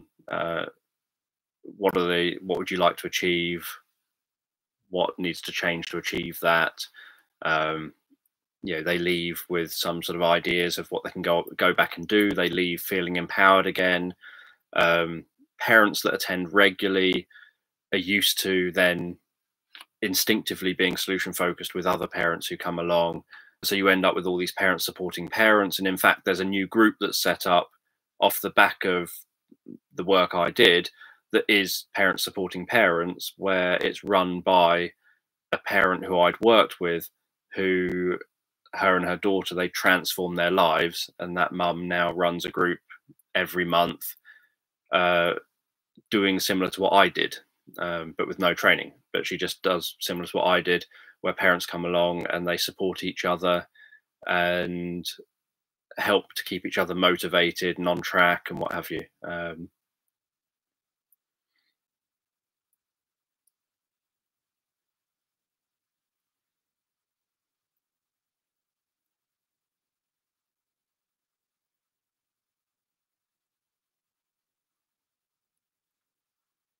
Well, it would end up depending what you want to do with it. If you're putting structure in place and you're being clear about the structure, and you've got clear sort of school is from this time to this time, or lessons are from this time to this time, and an advantage you've got if you're homeschooling, obviously, like for example under our current situation, is that you can also sort of fit it around a teenager's, if he's at this stage, a teenager's natural way, sort of rhythm of sleep and wake cycle. Because teenagers naturally, in reality, schools for teenagers shouldn't start until about 11 a.m. and then they should finish later, because teenagers, while they have their pruning going on in their brain, end up waking up later than and often going to bed later than children that are younger, or people when they become adults. And so the education system really kind of lets down teenagers a lot by trying to force them into school really early. So obviously it's about kind of thinking what's right for him. So part of it is that, is there a clear routine where he gets up, where you say, right, education will start at, say, 11 a.m. until 12:30. So you're matching his ultradian rhythm of about 90 minutes or so before he then takes a break. And then you might say, and then from 1 till 2:30, you get to do some more work. And then say 3 till 4:30 or something, you do some more work. Is it making sure that he gets some exercise as part of that, and that he gets some sunlight, so that it's triggering his, we've talked about this quite often in these live chats, but you need to be triggering fairly early in the morning, or fairly early after waking up. You need to be triggering your, or sort of resetting your circadian rhythm for the day, to make sure that, because it's not exactly a 24-hour rhythm, our biological rhythm. It's something like 25 hours or something stupid. So you have to keep on resetting it every morning, because or else you'll gradually get drift, and you'll end up gradually going to bed later, waking up later, and gradually over time it will sort of move along, or you'll, if you're not getting the sunlight, you'll try and fight that drift. But then what happens is, say you try and fight the drift, and so you keep waking up at the same time every day, even though your body is gradually, that 25 hours is gradually going 1 hour out of sync every day, you end up, with your body telling you that you now shouldn't wake up until 12 and that you should go to bed late. And yet your brain is still trying to make you wake up earlier, and you are trying to make yourself wake up earlier, but now you're feeling more lethargic because you're waking up, but really you shouldn't be yet. So routine is one of the most important things, and making sure that's stuck to, and that there are consequences for actions. So in relation to, say, routine for education, if you're homeschooling, it could just be, because you're supposed to be homeschooled, in a lesson at that time, and I'm helping you at that time, or whatever it happens to be. If you're not there, I'm going to be on your case consistently for the entire 90 minutes or whatever. So when I worked in children's homes, most of the children were homeschooled. They had education in the home, because they came from all over the country, all over the United Kingdom, and so they would come and not have a school placement, and they could come literally any time of the year into the home. And so a lot of their education was done at home. If they weren't where they were supposed to be, you literally just spent all your time harassing them, literally every 5, 10, 15 minutes or whatever, harassing them, saying, you've got to do your education, you've got to do your education, you've got to do your education. And so the kind of consequence of them not doing it was they didn't get to do something else, because you were still constantly in their face, not like aggressively in the face, but just as a calm kind of, you got to do your education, got to do your education. You need to be at the table doing your work. You need to be at the table doing your work. You need to be at the table doing your work. And they didn't get away with doing something else instead. And it didn't matter how much, obviously this is with really challenging kids, it didn't matter how much they threw things at you, shouted, swore, whatever. It's like, you got to be doing your education, got to be doing your education, got to be doing your education. And you're just like an incredibly calm, broken record. And it didn't matter what they said or did. You didn't bow down to any kind of, but why, or anything like that. You just stuck with your broken record thing. But it is important making sure that there's the structure, making sure that that's a consistent structure that's always in place, making sure that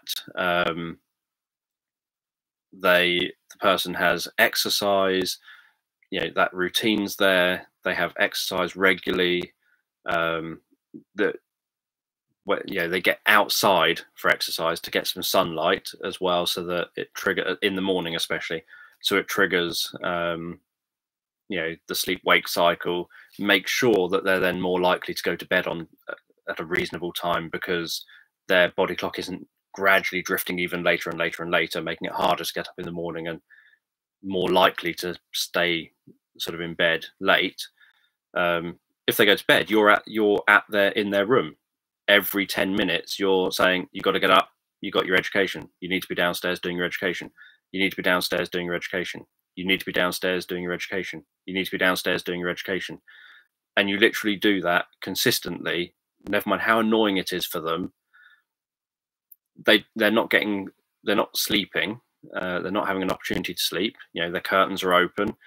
They are constantly being told in a very calm and relaxed way, constantly being told, it's time for your education, time for education. The important thing is you're remaining totally calm. Yeah, if you become aggressive, they're going to become significantly more aggressive. You know, I've had it where people will throw everything that's not nailed down at you.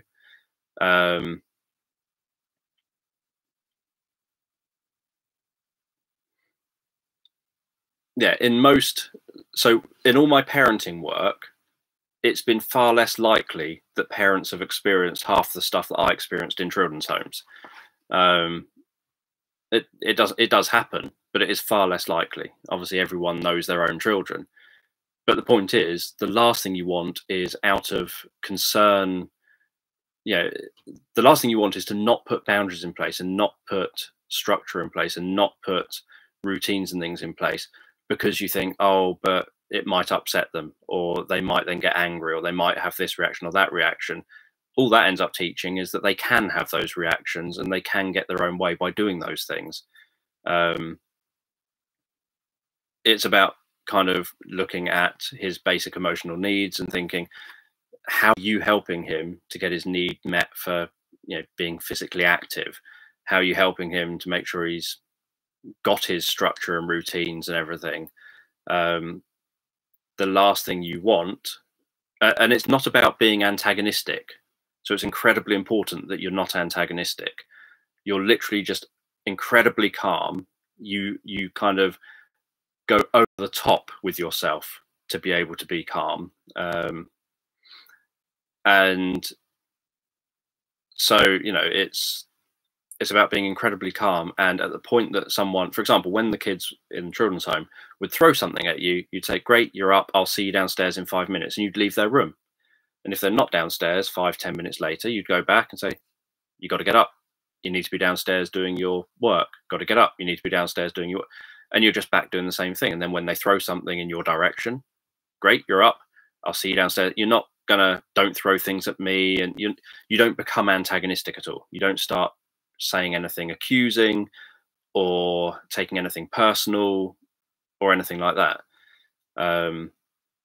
Well, even if he has chest pains, he must, you know, he needs to get daylight. And even if it's just going for a walk, or even just walking outside temporarily out to the back door, you know, it's going to make things harder it always makes things harder for the parent, the more the parent doesn't address the sort of issues that, you know, things like the sleep wake cycle. If the parent doesn't address it and the parent allows the child, for example, to stay in bed all day, the child's then going to be up. I haven't done a master's degree. We obviously had this conversation yesterday, but I have a very low educational background. I started a master's degree and quit it because of being autistic and facing problems with how the degree was being run and the university not being willing to make changes or to help me in any way. And I quit a master's degree, or I didn't quit intentionally. I wasn't able to carry on doing a master's degree when I got ran over many, many years ago, because it was a degree that involved practical work in children's homes. While I was working in a children's home, I'd helped to set up. And so in that children's home, while I was doing the job, I was able to be doing the degree. But once I lost the job because of being hit by a truck, I wasn't able to fulfill the requirements of the degree, so I wasn't able to carry on doing it. I couldn't do the practical elements of the degree, so that master's degree I couldn't complete either, unfortunately. And now I don't want to do any degree because of my experiences with the last one.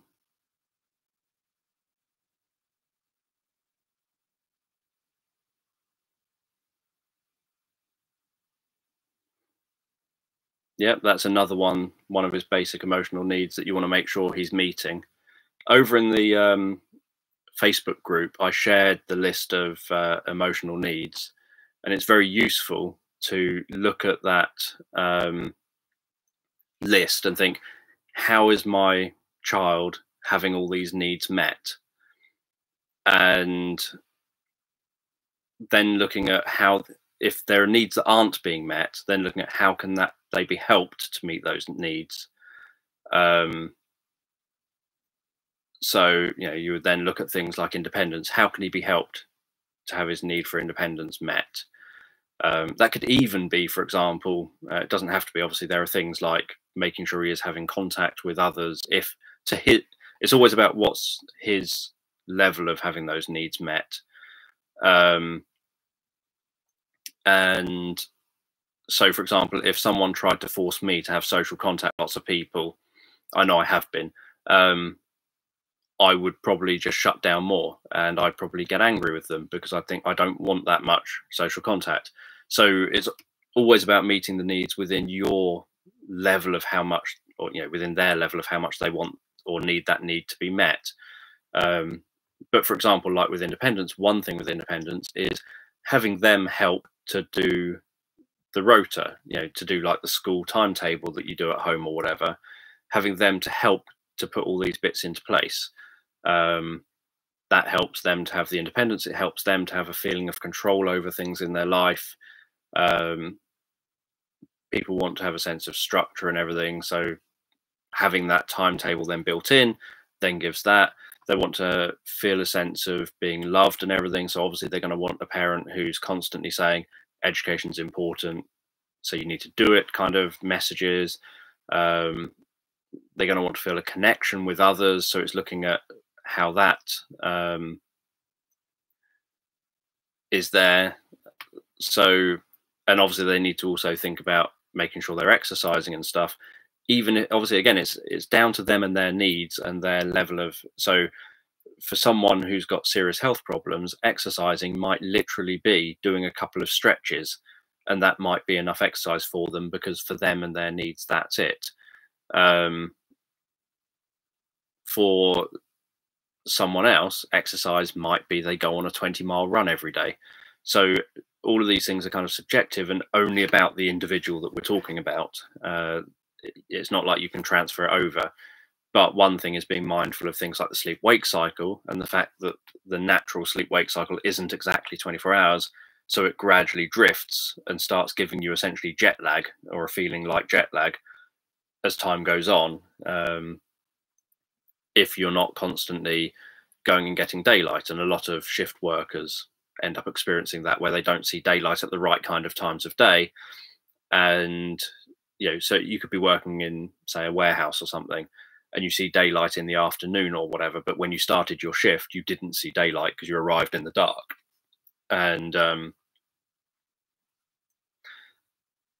yes, I remember when I was a child, I did a cross-country marathon, 26 miles, because I just laughed at the adults who were doing it.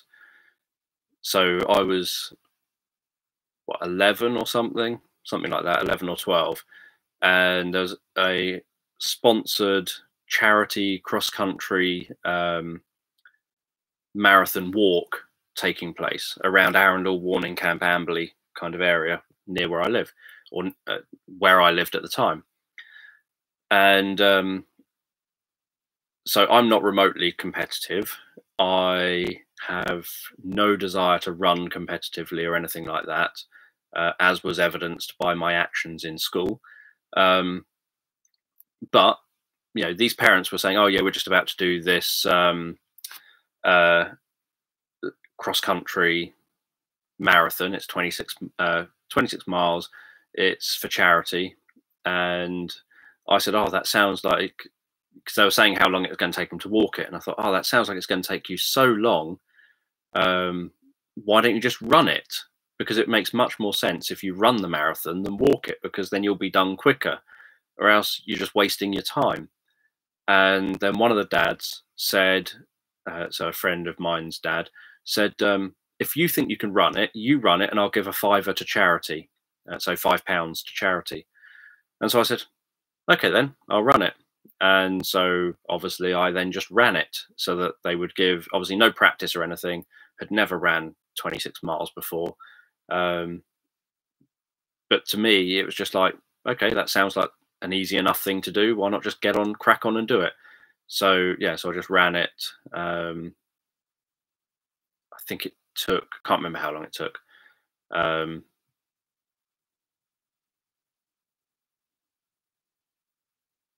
think it was 2 hours, 46 minutes or something stupid. I was disappointed with it taking me so long, but at least I got it over and done with quicker than all of the adults. And they gave an extra fiver to charity. But I'm not someone who would run for anything other than it being the quickest way to get from point A to point B. So whenever I ran when I was young, apart from I think twice I entered running races, every other time was, what's the quickest way to get from point A to point B? And running is quicker than walking, so I would run.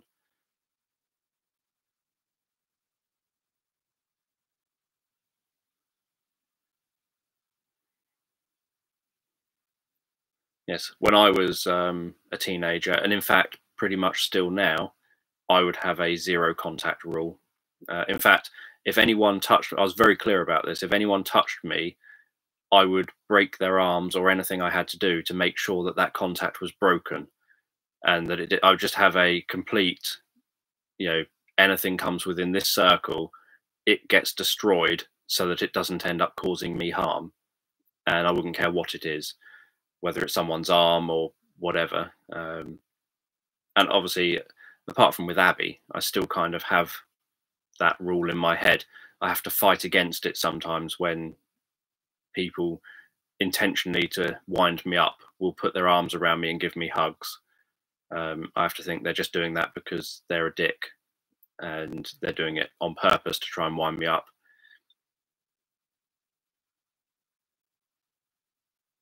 Yeah, I would hug the cats. We had 2 cats. I had my own cat, and then my youngest brother had a cat. And I would let the cat sit on my lap, and I'd stroke the cats, and I'd let them on my bed, and I'd sort of stroke them on the bed. And if I went to anyone's house, I'd let cats on me, and I'd let all the kittens on me, and I'd stroke all the cats and kittens and dogs and puppies and all these sort of things. But if people came near me, I would point out that I have no problem doing whatever I have to do to make sure that I feel safe. And I wouldn't want contact. And I still have the same attitude now as a 40-something-year-old adult.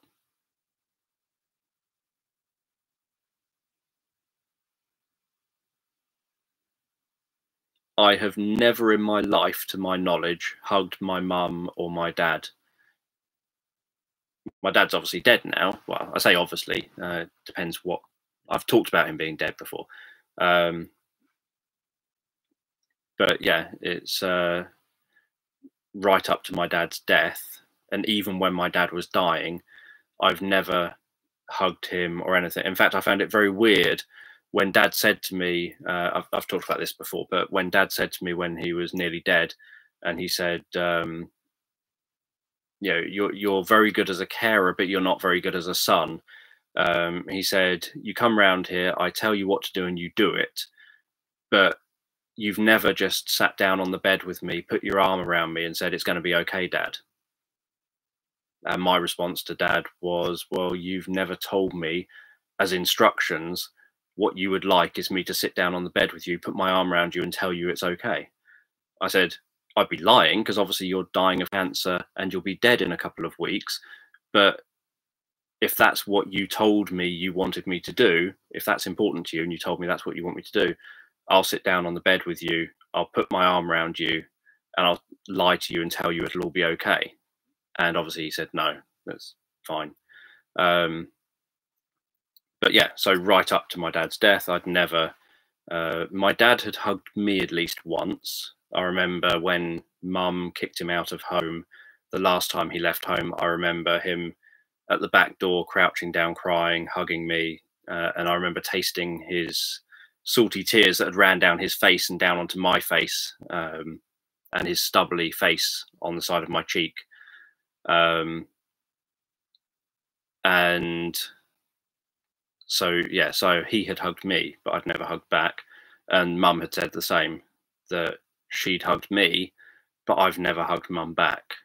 Right from birth, mum said that unlike her 3 other children, holding me was like holding a sack of potatoes, that she could hug me, but I wouldn't hug her back.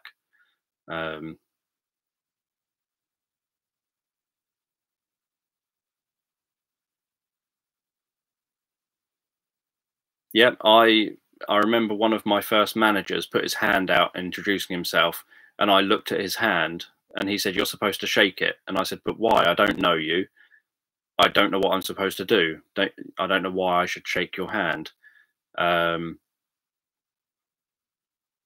I'm not bothered about touching on my past. I think it's helpful for people sometimes to. I share my experiences because I think other people might benefit from hearing my perspective on things. That's why I wrote things like my autobiography, Look Into My Eyes, about being an autistic person from childhood up to being an adult, so that people could see what it's like, warts and all, the good and the bad. So me being a problem to others, as well as the challenges I face.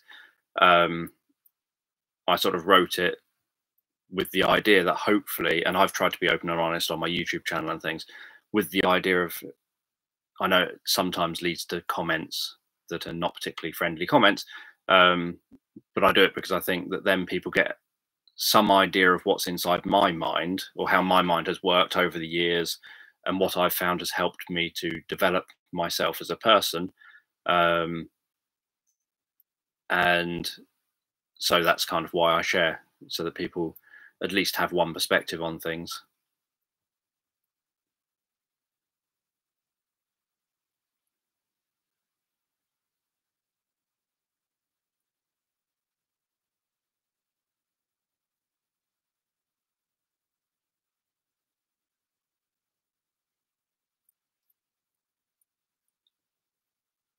But yeah, I always struggled with, and still do, it doesn't cross my mind to put my hand out to shake hands with anyone.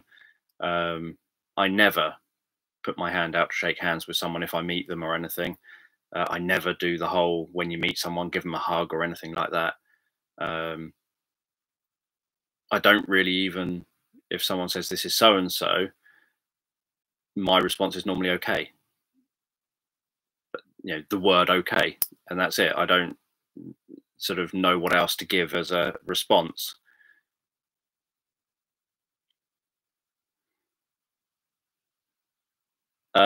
I was threatened with the sack for not responding to people saying good morning, how are you, and all that rubbish, because it never even crossed my mind.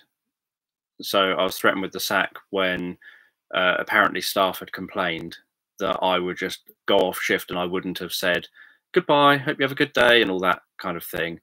And that I would come on shift and I'd just crack on with my work, and that I wouldn't have said good morning, how have things been, how are you, and none of that makes sense to me. And I was threatened with the sack with no one ever raising it with me. So no one had ever said to me, "Oh, by the way, Dan, it's natural for people to say these type of things to each other. You don't seem to say it to people. Could you start saying it? Because some people find it really weird." No one had actually, spoken to me about any of it, or asked me any, told me any of this. And obviously, it's one of those things that you don't know that you're doing something wrong if you don't know if no one's ever told you that you're doing something wrong. So up until that point, I'd never ever even realized that it was something that people really did. It never crossed my mind because I don't do it. And me not doing it had never crossed my mind.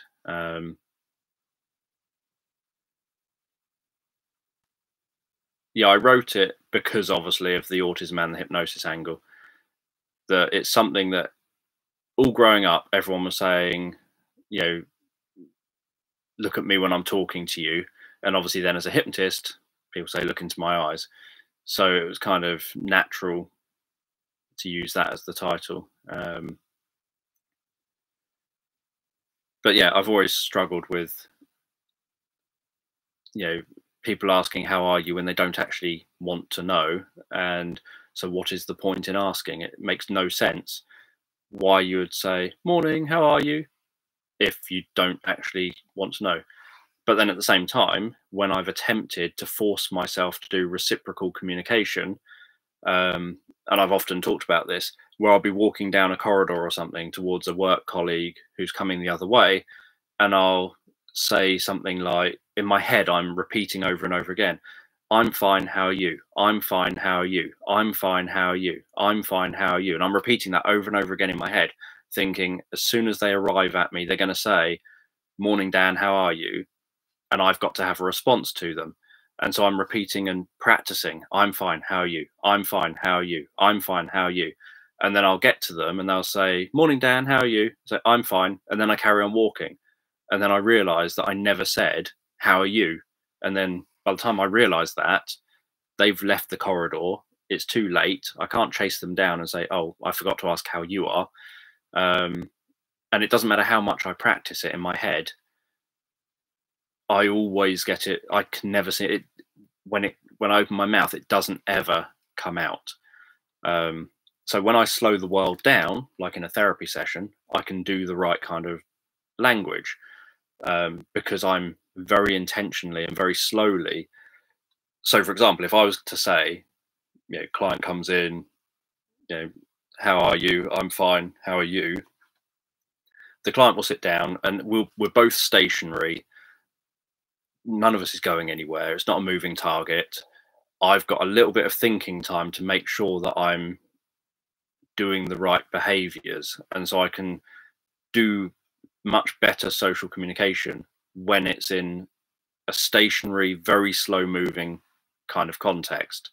I can't do it when it's like, even if I'm preparing right up to the last second, I can't do it when it's a fast moving, high information type of situation, where I'm having to essentially respond instinctively in that moment. Even though I've been rehearsing, my mouth automatically has to respond really quickly, faster than my brain can tell it what to say. That's where I sort of fall over everything.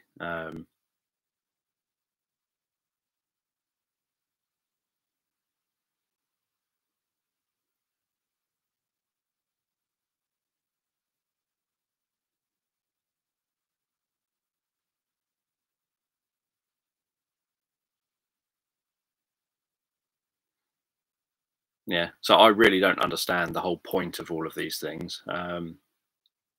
But it's what people do, and when you don't do it, people complain.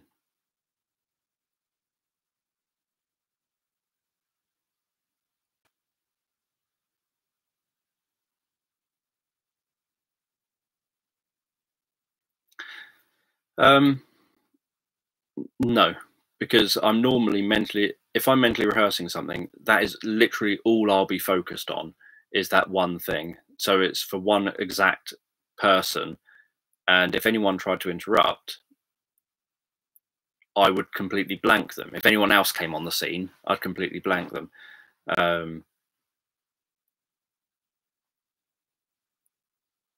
And if it was that person, say they said something different or didn't say anything, if they didn't say anything, I won't say anything. If I can avoid them in the first place, obviously I avoid them. Just like, when I've seen my mum in the street before, and so I've gone into a shop to make sure that I don't have to talk to her, because it means talking to someone. I've seen my best friend in the street before and done the same. I've seen pretty much everyone I know at some point or other. And to make sure I don't have to engage with them, I will go into a shop, I'll look down, I'll do anything that makes sure that we don't have conversation. I've looked down before and had people literally come up to me to try and get my attention. And I've thought, as long as I stay looking down, it's as if they're not there. And as far as they're concerned, I haven't seen them, I'm unaware of them, and I can just keep walking forward, keep my head down, and completely ignore them. And hopefully they'll just go away and assume that I haven't seen them, and it'll be fine. And so I'll sort of, in an ideal world, I do my best to do that. That's my normal default first response. Abby's different. If she sees someone in the high street that she knows, probably not under the current conditions with social distancing and everything, but under normal conditions, she'll kind of get there. If it's someone she likes, she'll get their attention and she'll say, "Oh, hello, how are you?" And she genuinely wants to know how they are, and she wants to stop and have a conversation about it. Whereas I'm completely the opposite. I'm like, there's someone we know over there. Put your head down. Don't make eye contact. Just don't stop moving. Hopefully we can go unnoticed and sneak past them and not have to engage in any kind of interaction with them. But if the person I was walking towards said something like, I'm just trying to think of a random thing, like, "Oh, isn't it your turn to buy the drinks tonight?" My answer would probably be no, because I wouldn't buy into that kind of idea. But it's a random sentence. If they said something like that, I'm unlikely to blurt out what I've been mentally rehearsing. But I'm also likely to stumble in my head over, and I'm going to try and think of what answer I'm supposed to give. And then I'll try and think of an answer. Normally, it would probably be an answer that just sounds really clumsy and probably just a no or something, or really blunt, or whatever.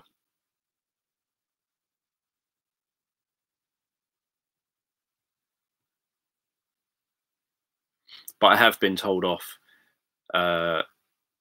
in jobs, because in meetings and things, yeah, I would like an invisibility cloak. That would be cool. If you happen to whip one up during the lockdown, feel free to post one to me.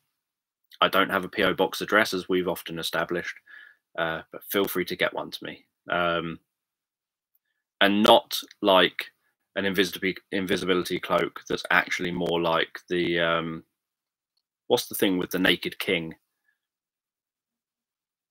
Someone will know that, where he's told that he's wearing his clothes, but he's not. He's wearing, he's actually naked. I can't remember what it is. It will come to me. It's a kids thing. But yeah, I've been told off in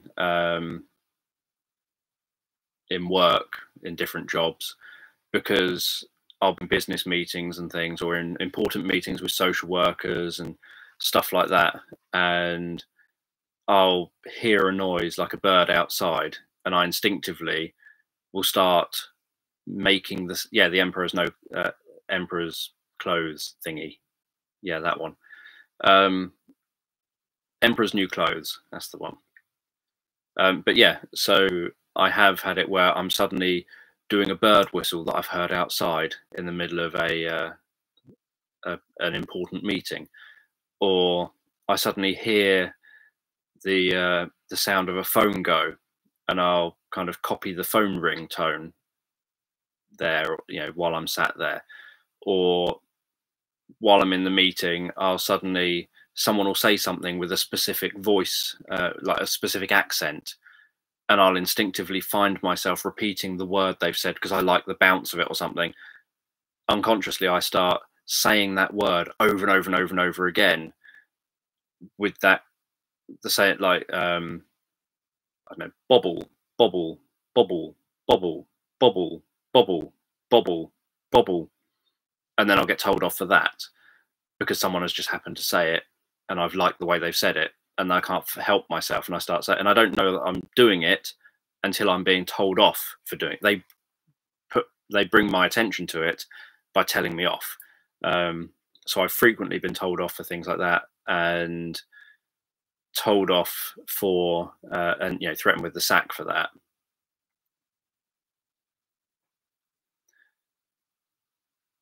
It depends what you mean social. I'm the same with Abby as everyone else. I do put a lot of effort into making sure I do what's right, with Abby. So Abby and myself hug and things like that.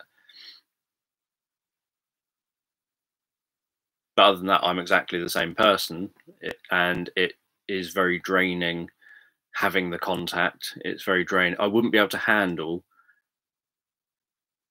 It's very hard to, you have to kind of calm yourself down after everything, and have to kind of take yourself away, and you have to, sort of, I don't know, de-stress yourself, so to speak, from all the social interactions and stuff. I can't stand someone who's in my face. I can't stand someone who's constantly like just there or anything. I probably would if it was in town or something.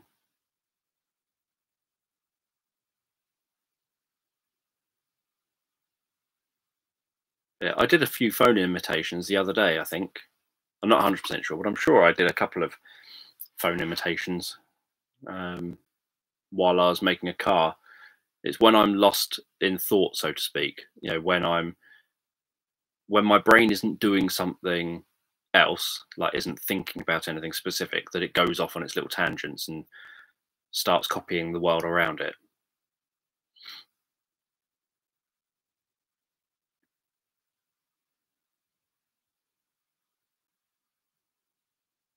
I like a lot of time on my own, as well as time together. Obviously, we spent tons of time together lately.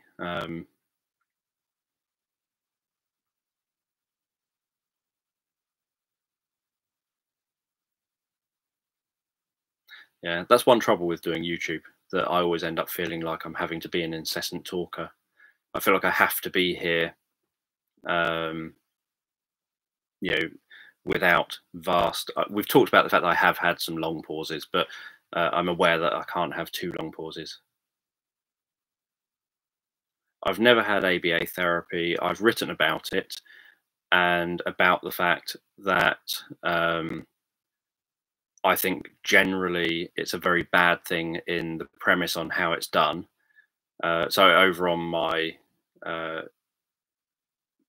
thingy, over on my website, I talk about it.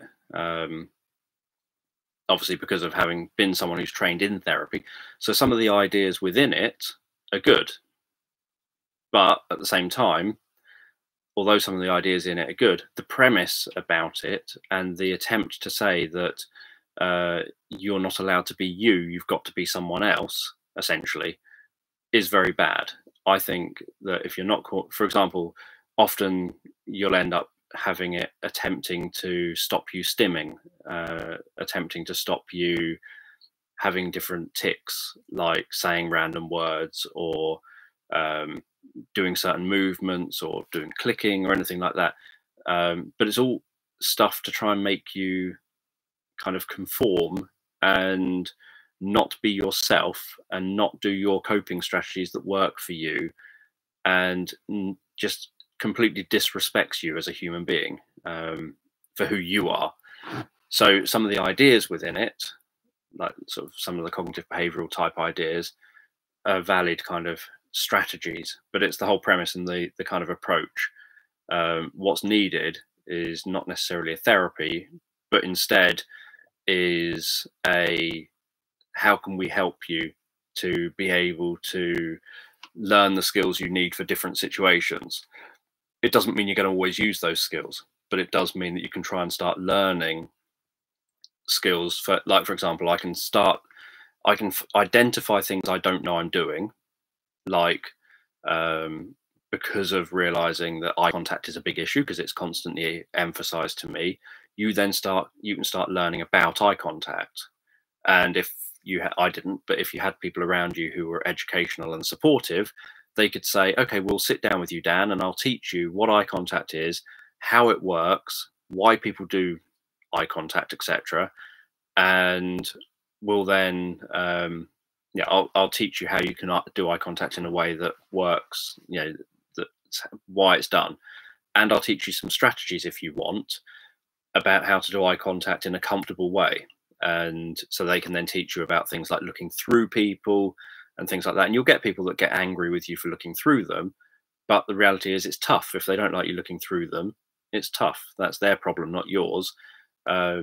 You're doing something that allows you to be as engaging as possible to that person. If they can't respect the fact that you're doing that, that's not on you.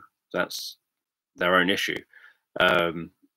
So there are things you can learn, but sometimes you don't know what you need to learn because you don't know that you've got a problem. So, for example, I didn't know that clicking pens, that I was really doing it until until I was in a job where people are actually around you, and then people are thinking, I'm really going to whack you if you keep pressing the top of that pen, and you don't know that you're sort of going and copying sounds of phones and things until someone says you're just copying the sound of the phone. It's okay doing that, like when you're just on your own in an office, but if you're in the middle of a business meeting with social workers and things like that, it's not ideal. And so you then think, oh, okay, I'm going to have to, for those circumstances, I'm going to have to see if I can look at some way around that so that I don't do those sort of things. So there's one thing being taught skills and being helped to understand the world and understand your responses and to learn how to have better communication, etc. There's quite another to kind of say, we're going to try and stop you doing this behavior because it's socially unacceptable as far as we're concerned. It's not that it's causing anyone harm. It's not that it's doing anything particularly wrong. We just don't like it because it doesn't fit our model of how people should react. That's a totally different type of thing, and that's what I frown upon, or have a problem with. Clothing, it's a practical thing largely, but I have to have clothing that's soft. This happens to be a very thick, soft t-shirt. I have to have things that are soft, not tight around my neck, not tight on my arms, and like uncomfortable. I'm not very good at wearing long sleeve things under something else because it all gets twisted and horrible. But it's all about the feeling and the texture for me. That's the most important thing. And beyond that, it's often chosen based on practicality. T-shirts and things are often chosen based on it having some connection to things I'm interested in. But still, the feeling comes first, and so that goes with all clothes that I wear. And then practicality is a second thing. How can is it practical enough for me to wear it and have it serve its purpose? Like, is there somewhere for my phone? Is there somewhere for me to have pens? Is there somewhere for me to have a diary potentially? Is there somewhere for me to have my Walkman? Is there somewhere for me to have my keys? Is there somewhere for me to have my shopping bags in the pockets? Are there enough pockets on this item, like if it's a jacket or something, to make it worth purchasing? But ultimately, it's to serve a practical purpose. That's why you're buying it. It seems illogical to buy it for a non-practical purpose.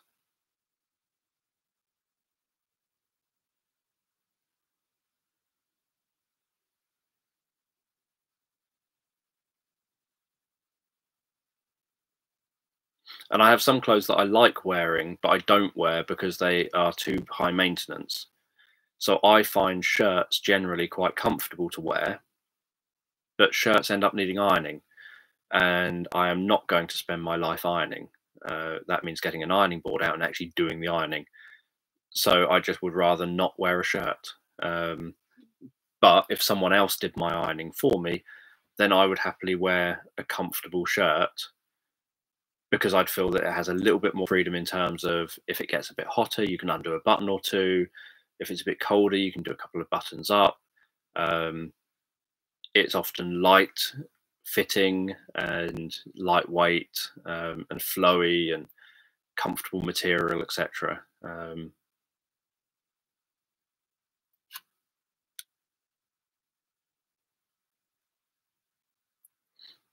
Yeah, that's the issue I have is when a therapy is about making others happy and not about you and your needs, that's the wrong focus for therapy.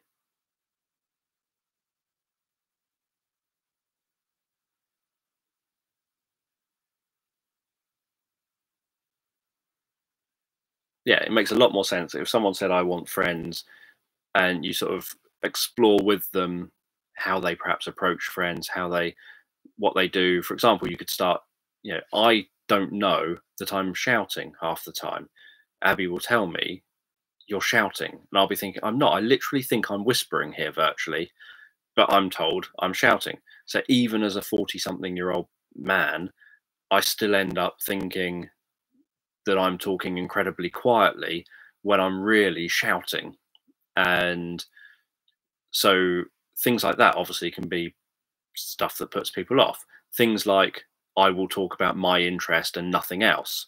Um, Again, you don't really pay attention. It's, that's going to stop certain people being friends with you. They won't feel like friends if you're only ever interested in yourself and your own interests and never them and their interests.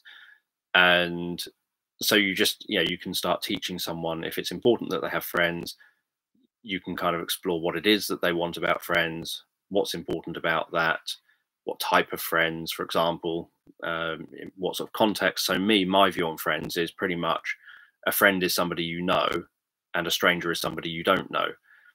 And there isn't really any other distinction. I don't, as soon as I meet a stranger, they're now essentially a friend because I now know them. I don't have any other real distinction for it in my head.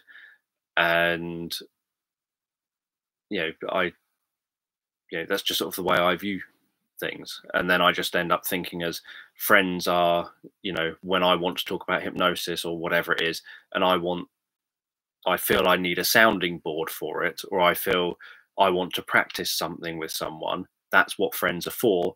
Friends are for when I want to practice hypnosis. Friends are for when I want to explore a topic that I want to explore. It never, I'm in my 40s now, it never crosses my mind that friends are for something different than that. I'm obviously aware that I like the idea of people being happy, but it just, I'm a very selfish, in my mind, I'm a very selfish, kind of self-centered person, that it just doesn't even cross my mind. I have to put in lots of effort. So if I meet with friends, I have to put in lots of effort to think, oh yes, I suppose I better see how you are, or oh yes, I suppose, just so that you feel like some of this is about you. And then I'm going through the motions because I think this is for your benefit, and this is what you're going to take as making you happy, that you're getting something out of this relationship as well. Um, yeah, I'm not a fan of labels on clothes. They normally itch a lot. Um,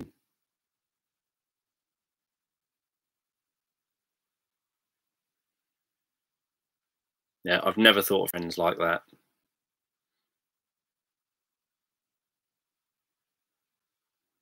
Yeah, I don't really have any friends. Yeah,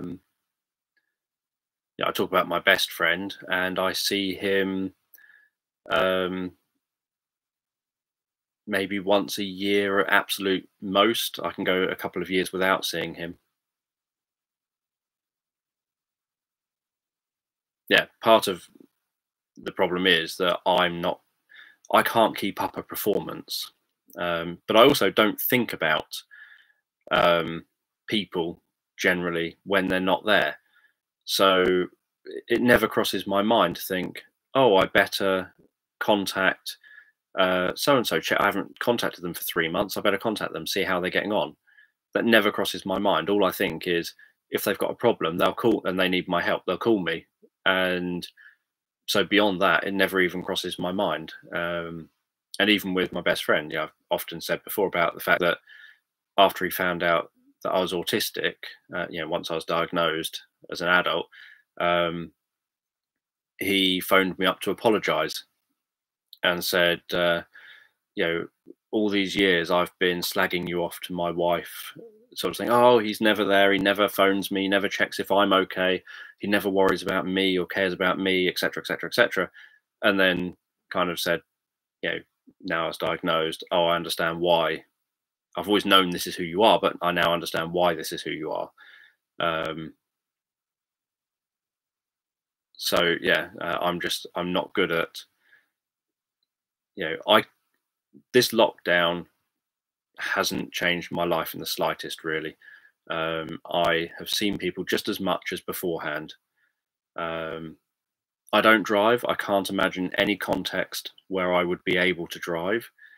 Um, I don't understand how people drive. It seems like the most stressful thing in the world. People don't seem to be able to follow the rules. People don't, I don't know how someone doesn't chase down people who break the rules, ram them off the road to tell them that they're idiots.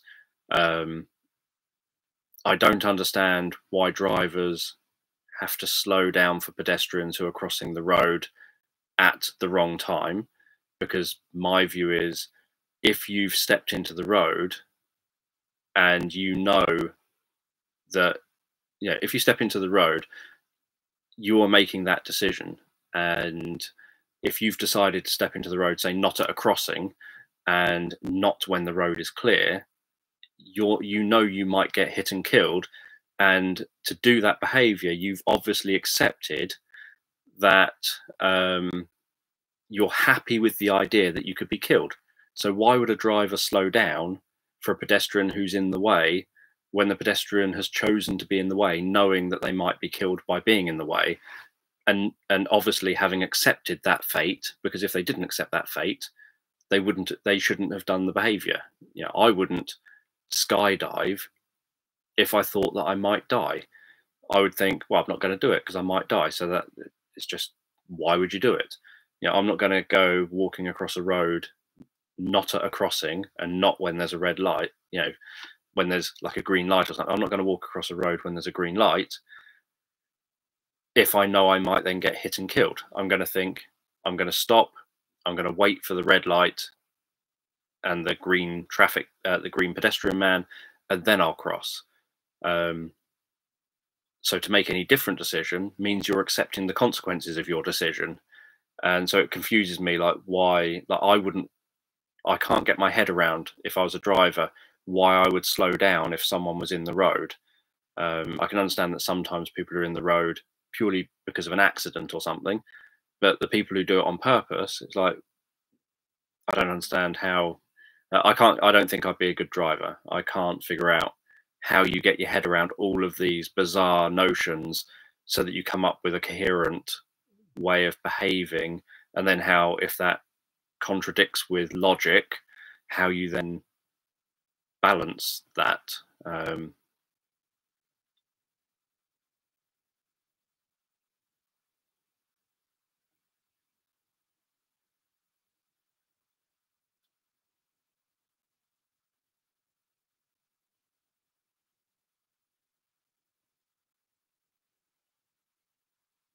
Yeah, I was obviously on my bike when I got hit by a truck.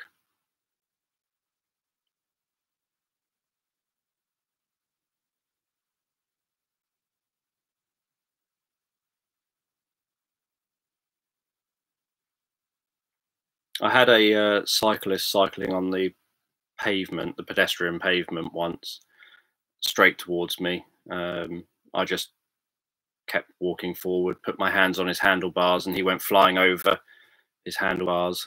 And then I just let go of his bike and carried on walking. Um, it just seemed like, why on earth would you cycle on a pavement towards a pedestrian and not around the pedestrian or anything, and expect the pedestrian to get out of the pedestrian pavement?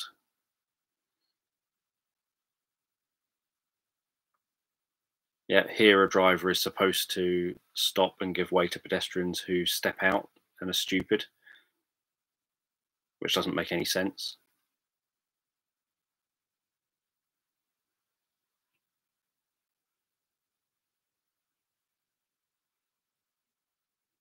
Yes, I was stupid when I got hit, when I was on my bike, that I didn't have a helmet on.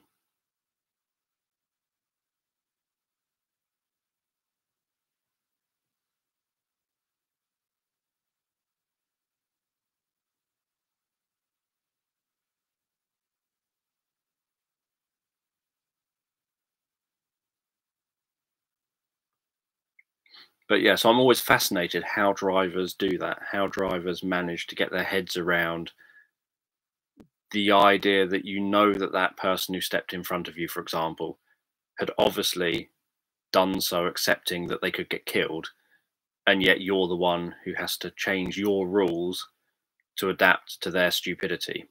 Obviously, you might not want to damage your car, but other than that, it baffles me. And that's why, unless I had kids and thought I've got no choice, I'm going to have to learn to drive and I'm going to have to figure all of this confusing stuff out, a whole new bunch of rules out, some of which are totally illogical. I wouldn't want to have to go through having to figure all that out unless it really reached a point where I think I've got no choice. I've got a child or something, and learning to drive could end up being helpful with like school and whatever else.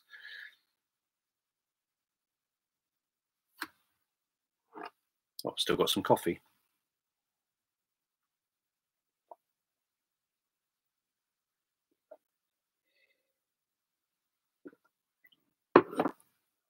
Do my evening swap.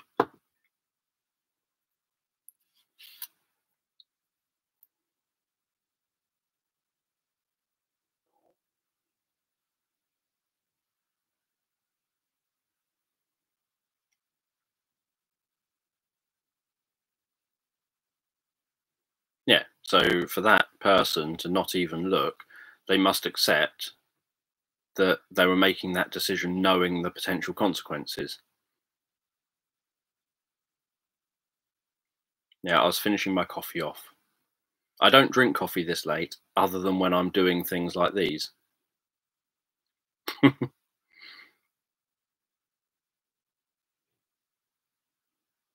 Yeah, because I would just take that as that she was accepting that she might get killed and she was happy with that outcome.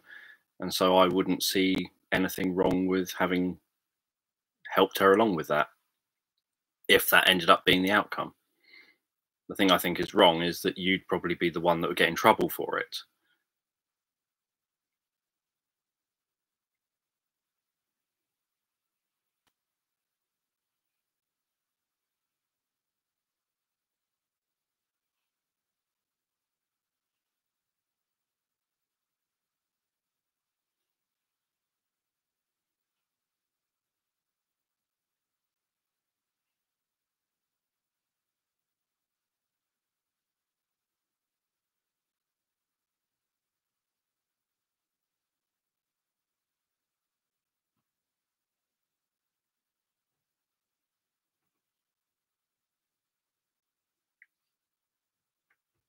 Well, if someone wants it, that's up to them.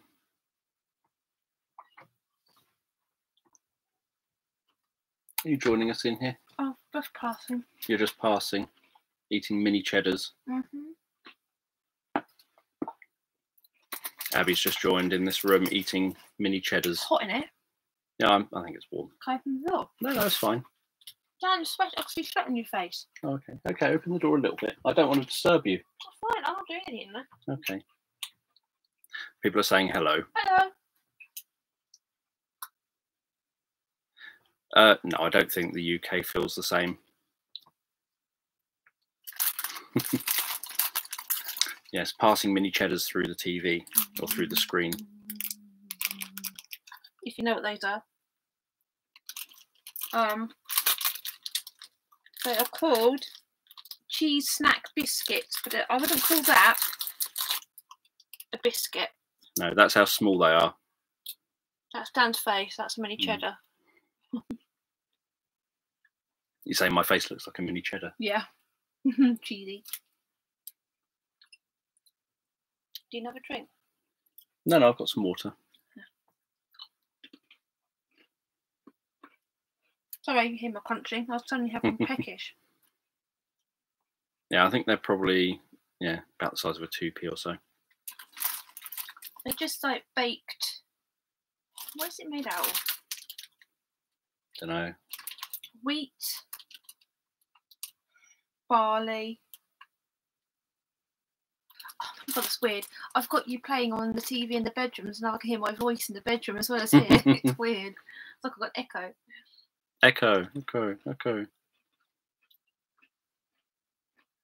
Wait, I thought it had to leave. It's too hot.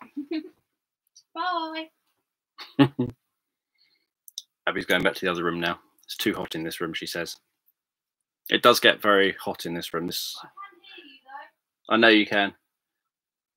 This is one room where it's hot pretty much all year round in this room. So even in the winter.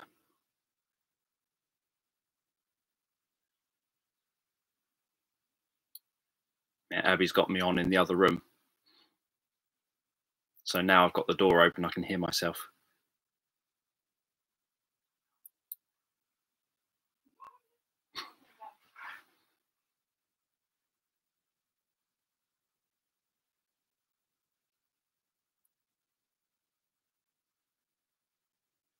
Yeah, when Dad was dying, he obviously asked me if I would help him if he wanted. And I obviously pointed out that I would, and that I would then be open about what I had done with the authorities.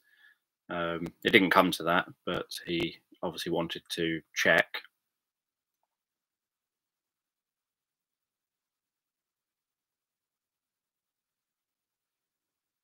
I like watching QI. Educational and funny.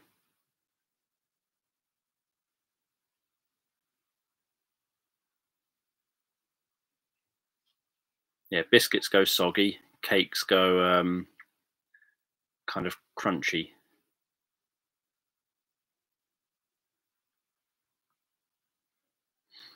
You could get jailed, potentially. Get some kind of criminal charges and criminal record. You might dunk a Jaffa cake.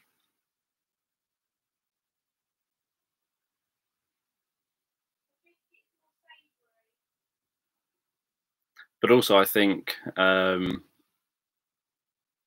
a tax reason as well. I think the tax is less or whatever on cakes than biscuits. So Jaffa cake had to prove that, you know, whoever makes the Jaffa cakes had to prove that the Jaffa cake was a cake and not a biscuit, so that they could remain in the tax bracket they're in.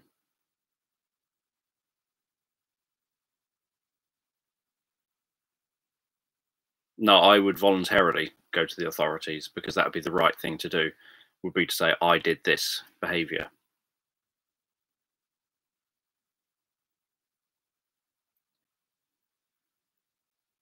Yeah, we have sugar taxes on things. Like fizzy drinks is the latest one.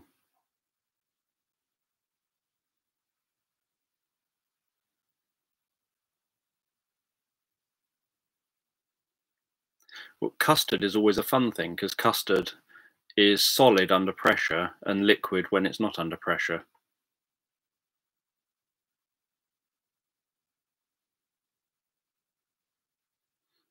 Yeah, I think some companies have just jacked up the price of both,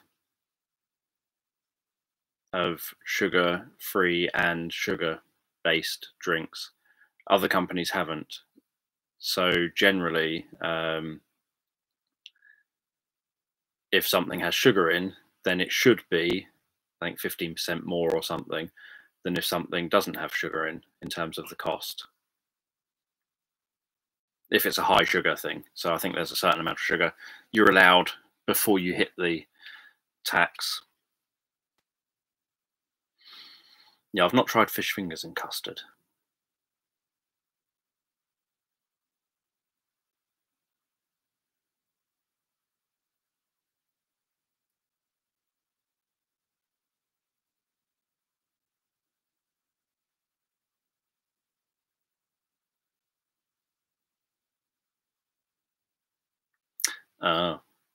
Yeah, some things have ended up dominating sometimes.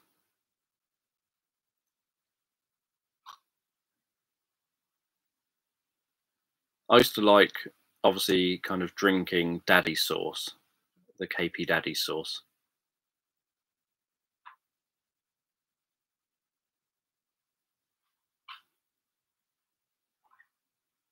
You just sort of pour the bottle of it into your mouth and chew it around a bit and swallow, and then do the same again. Yeah, the brown sauce.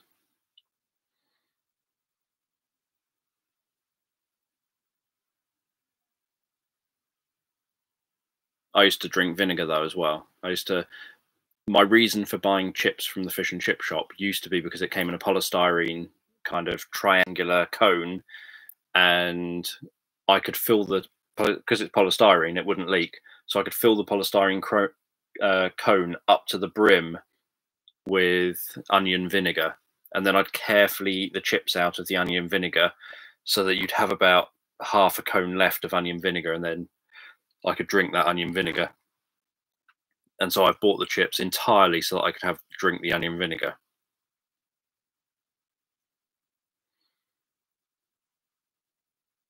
I don't know that sauce.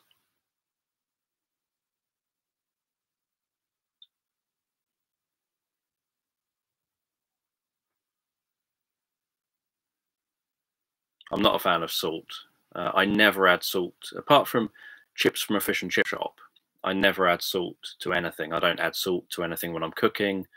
I don't add salt to anything when I'm eating. It baffles me why people do. It doesn't seem to do any job. It just ends up making everything taste salty. Gravy is another one of those things you can just drink.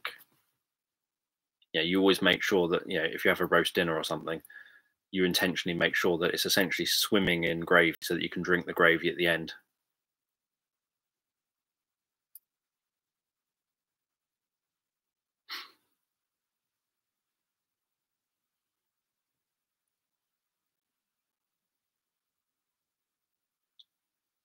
That depends on the context.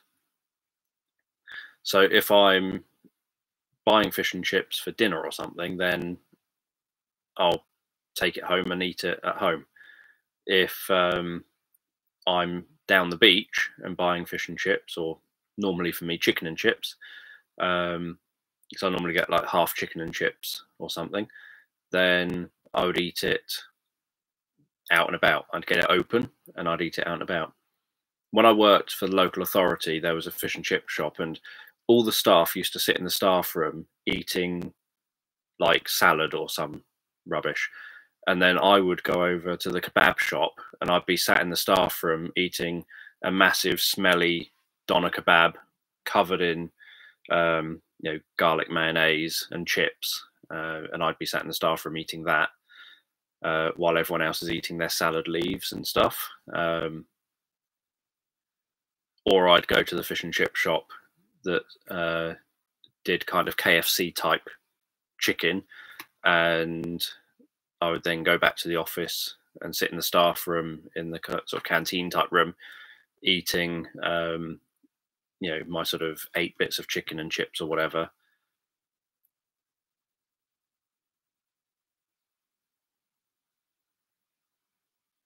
Yeah, I know chefs are insulted, or at least probably not all of them, but people like my dad, who is a chef, was insulted if he had made the meal how he felt it should taste when you eat it, and then you go and chuck rubbish on top of it. And it's like, no, I made it how it's supposed to taste. You've just ruined it.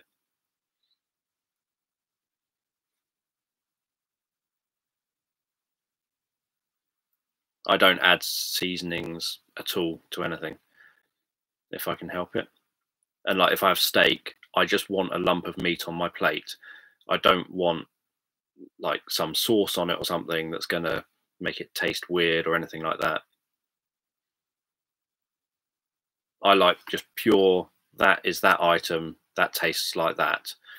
I used to eat lots of, not black pepper, but white pepper. So in school, I used to, obviously in the lunch hall, I'd pour it all into my hand and then lick the pepper out of my hand, because I'd want the strong kind of taste of the pepper. Medium rare. So yes, it probably would. It's not blood that comes off of it, but it does have the sort of red juices flowing from it. Not in huge quantities necessarily, but it does have that. So yeah, so it's pinkish.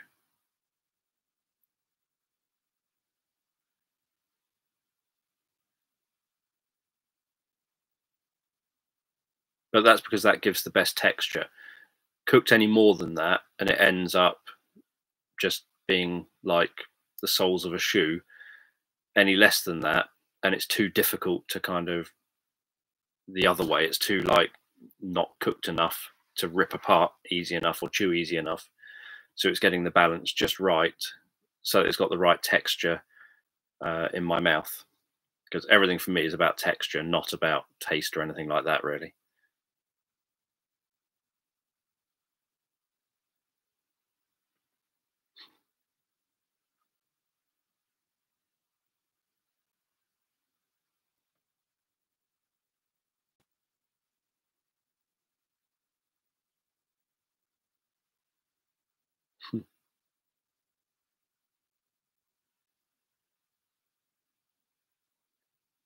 So goose for dinner.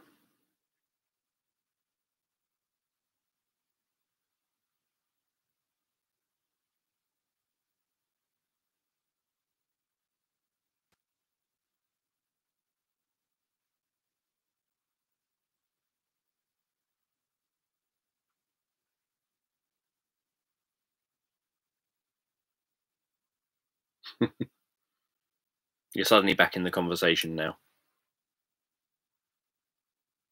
Probably not joined in at the right moment.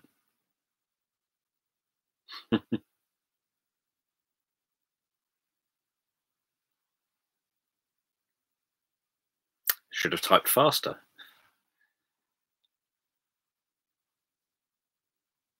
Next, you'll be wanting me to release t-shirts with "Damn It Dan" on.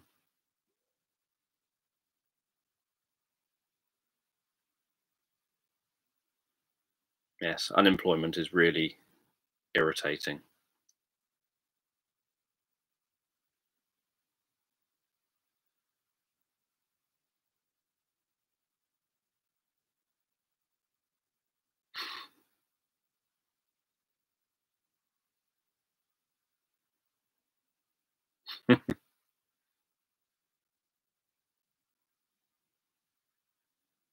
I'll have to find the Garbage Pail Kid card again. The "Damn It Dan" one.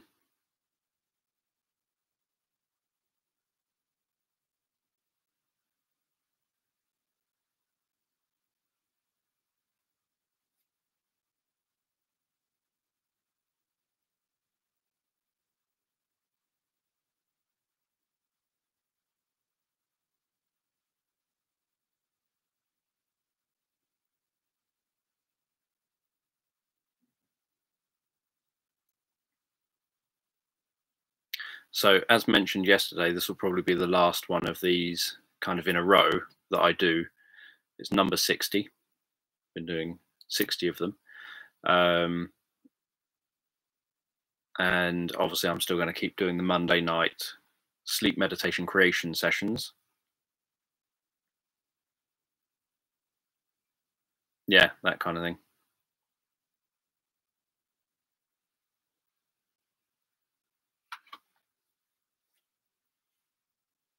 So that I can have a bit of a break and some actual evenings. Well, everyone's been working on trying to find a new daily routine or a continuation of a routine. Well, not everyone, I haven't.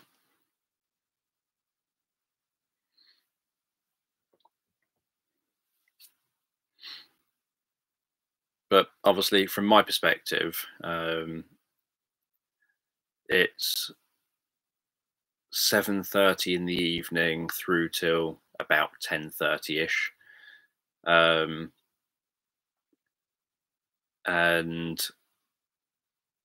so I don't really get time to watch films. Yeah, I can then watch things like Zombieland 2.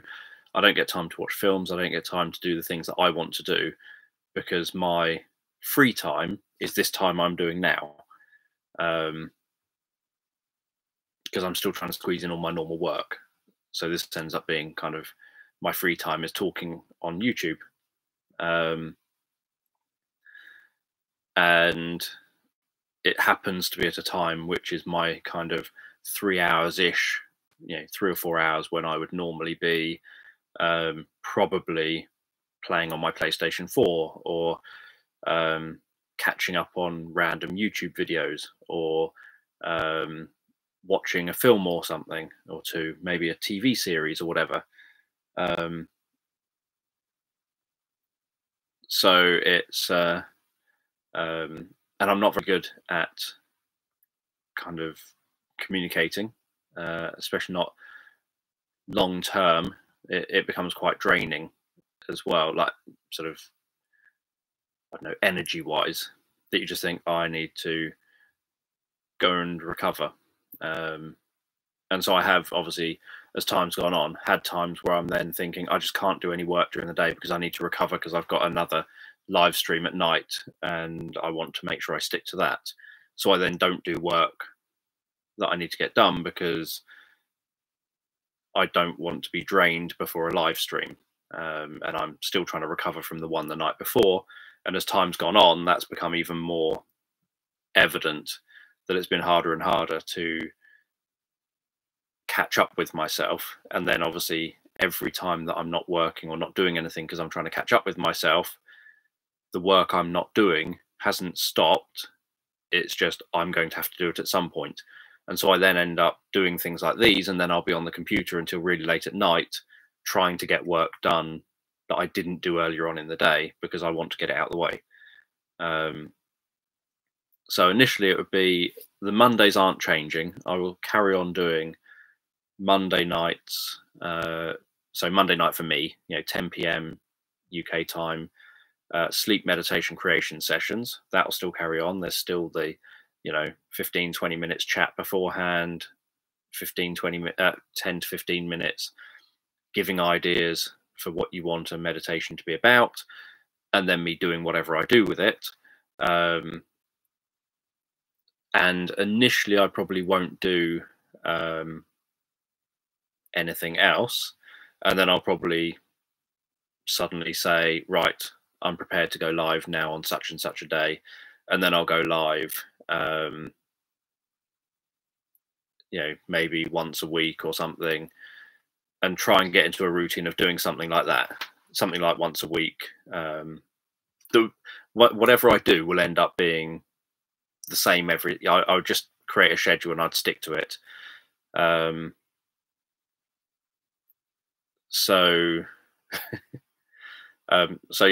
whatever I do, I'll end up sticking to the schedule, whatever it is. So it could be like, I don't know, Saturdays or something, I end up doing a live stream or something at like, I don't know, 8 till 10ish or something like that, just for chatting or answering questions or whatever. I talked yesterday about how I might do that over on the Mind Changers channel, where it's more about mental health and stuff like that.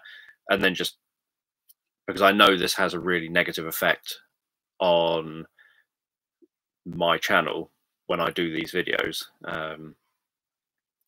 So doing it on the Mind Changers channel, kind of, because I like having a schedule. I like people to know when to expect me to be around. And I like to know, I don't like the uncertainty of not knowing when I'm going to do something. I like to know, right, on that day, at that time, I'm going to be doing that job, so that it's clear in my mind and I can then kind of work around making sure that that happens because it's part of my schedule, or else it just will never happen. If I thought, oh, I'll just pop on there whenever I feel like it, that's essentially saying I will never go on there. So to my brain, that's saying you're never going to go on there. That's a bit like, if I said, oh, I'll see my friends whenever I feel like it, means I will never see my friends.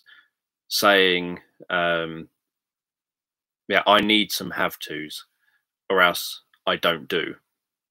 If I don't have a have to, it doesn't get done. So every Wednesday morning, I have to have a video uploaded on my YouTube channel that goes live. That's a have to. And if it wasn't a have to, it wouldn't get done. Every Monday, I have to go live to do the live stream so that I can get the story made in the first place. So that then becomes a have to, because if it wasn't a have to, it wouldn't get done. So I need things to be have tos, or else don't even bother doing it. and I want to obviously sort of make sure that certain things don't fall into the "it will never ever happen" thing. Like with my books, I end up telling myself, my way of wording things to me is, I have to do this book now. And so I tell myself that, because anything else is not a is not solid enough, is not kind of certain enough. Anything else is like, if I don't have to do it, I'm not going to do it. So I have to tell myself, right, I have to do that then. That's part of my schedule, part of my routine. It's just what you do.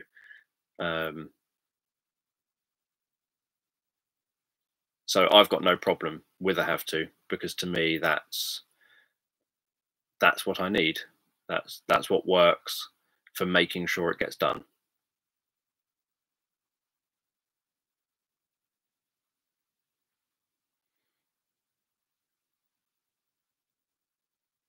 Because I know my default setting is always literally do as little as possible and chill out. My default setting is, how can I relax every single minute of every single day as much as possible? And that means, how can I avoid people as much as possible every day? How can I get out in nature potentially? How can I not have to do anything on a computer? So not have to do social media, not have to do YouTube, not have to do my e-courses, not have to do my writing or anything like that. Yeah, the live Monday night thing that will just carry on. That's not changing at all. I'll still be here every Monday night. Monday night for me, that is. But yeah, so my default setting is always, as I mentioned the other week, whenever it was, if I was a millionaire, I wouldn't do any of this because I wouldn't have to do it. I would just chill out, and I'd read books when it takes me to read something. I'll then read a book and then think, oh, I learned something new today. And I would have such a chilled out life. And so I'm always kind of fighting that desire to just remain totally chilled out and in a totally peaceful place, like I used to be when I was young, back in the olden days.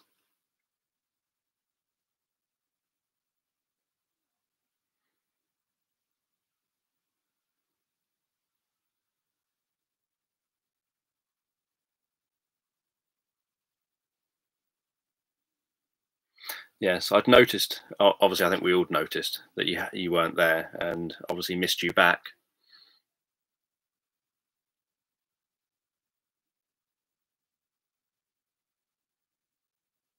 In fact, even before, I think it was in this chat.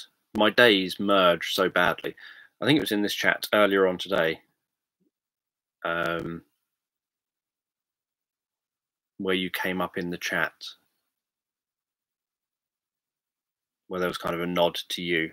I can't even remember what it was now. I'm sure that was earlier on today in this stream.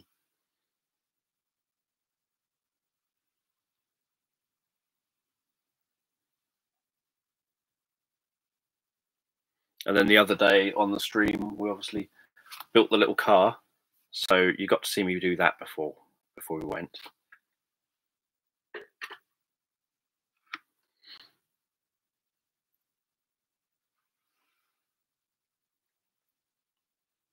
Yeah, all of the book reading is in one playlist now for both books.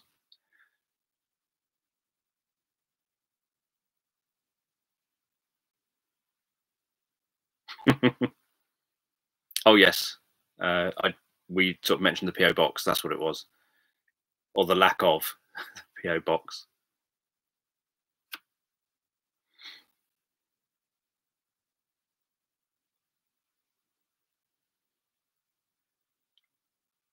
Well, what surprises me is that for 60 of the last 61 days, pretty much the same bunch of you at least have joined in and endured me for about 3 hours a night, my night at least, talking complete rubbish often, just randomly talking about random stuff, like, show and tell of random books, or building a Lego car, or I don't know, showing off shirts, whatever. It is a nice community. But yeah, so it's kind of been yes, I did used to want to be a radio host, a late night radio host. I used to think I'd make a very good late night radio host. A kind of Fraser Crane, I'm listening kind of radio host. Obviously it's never happened. But yeah, I did often think, you know, helping people to relax at night, doing a late night radio host kind of job would be good. And there is a radio station just down the road, but they've never wanted me. I have looked into things like, did they want like a hypnotherapist who would just be on air for a little bit, able to take callers' calls, and late at night when, you know, sort of late in the evening, when people might be struggling to sleep or whatever, or have anxiety or whatever other things are keeping them awake.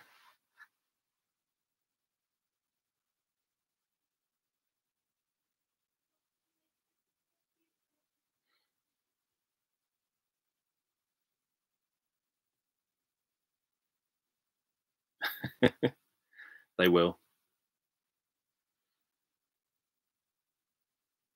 But yeah, so similar to how I just needed a break from the sort of the Monday night ones, and I needed to kind of, in relation to that, I needed to rejig things a bit, because I was doing like 3 tracks. I was doing three sleep meditations a week, and I was doing at the time, Tuesday night, initially Monday night, then Tuesday night, and then back to Monday night,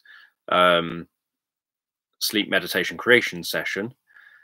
And so I was doing like 4 different things during the week, and then trying to do obviously all the editing and all of that lot. And so it became something that was so much to do that I kind of needed a break from it all, and I needed to rejig what was healthy for me. And that's why I then cut down to, okay, let's do the Monday night thing. Those who join in seem to like joining in the sleep meditation creation sessions. And I thought, I find it personally, it's stressful, but I find it less stressful to do the Monday night sleep meditation creation sessions than I do doing the trying to do that myself, like randomly during the day. I struggle to make a story that's, say, 25 to 30 minutes long when I do it myself. And I know people prefer longer stories, and it's easier to do a longer story when there's lots of ideas that I've not thought of to work with, rather than trying to use my one brain to try and think of, kind of constantly think of brand new things every single week, and how I can piece them all together and how I can create whatever the story ends up being.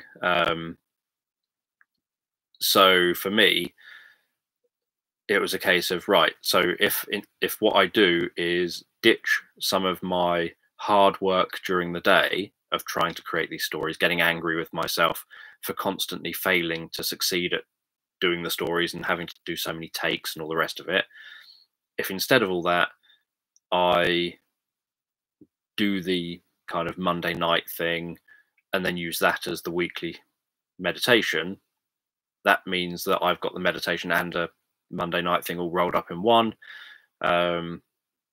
Obviously, it means that when I come to editing, I'm editing things that are perhaps an hour long or 90 minutes long. And editing 90 minutes of me droning on in a hypnotic voice isn't easy. And then I changed what I was doing on the Saturdays as well, to releasing a kind of sound effects version of an old track. So again, that then takes a bit of pressure off, because it's something new for people who haven't listened to my old stuff. But it's also something different for people who have listened to my old stuff. They get to listen to something without the with sound effects instead. So yeah, so I kind of rejigged things to make it so that it would work, and then I came back and started doing my Monday night things again, because I had changed that around so that I'd reduced my workload rather than doing 4 separate YouTube videos, like 1 live one and 3 recorded ones every week. I was doing 2 recorded ones a week, but one of those was based on the live one and one of those was based on a retrospective thing.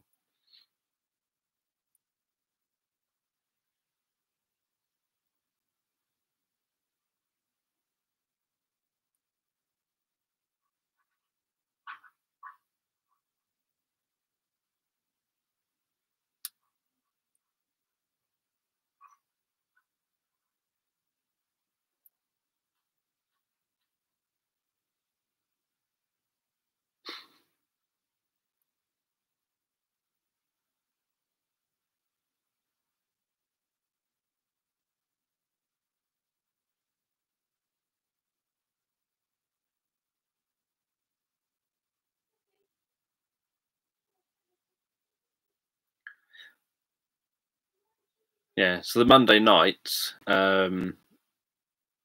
obviously I try and keep it, the stories are the length they end up being, but I'm aware that I've got enough content to work with that if for some reason, for example, when I did the New Year's Eve story, because it was New Year's Eve and I wanted to make sure I saw New Year's Eve in with Abby, I made sure the story was short enough that I finished it before midnight. And I could do that because I've got enough content there. I could do the story and still end it early and just not use all the content I've got. But then other times, whatever idea comes up, the story could be that bit more detailed potentially, having more kind of spin-off bits that hopefully make it a bit more like there's more to it, to end up people getting lost in or whatever, or for people to revisit and maybe think, oh, I didn't hear that the first time, or I didn't notice that the first time, or whatever. It allows me to do much more with the stories.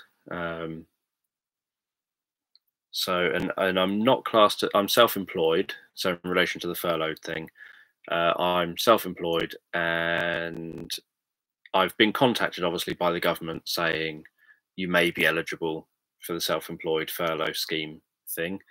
I don't need it, so I'm not even going to bother doing anything that might involve me doing even more government paperwork. So I'm not going to go there. I'm not, as long as I don't need it, I'm not going to go and claim taxpayers' money. And where do I find inspiration for my stories? You lot give me the inspiration on a Monday night. So every Monday night, my Monday night, that is, so 10 p.m. UK time, I do a sleep meditation creation session, and everyone who joins in, viewer-wise, ends up being able to suggest ideas in the live chat. I write all those ideas down and get a list like that of ideas that people have suggested.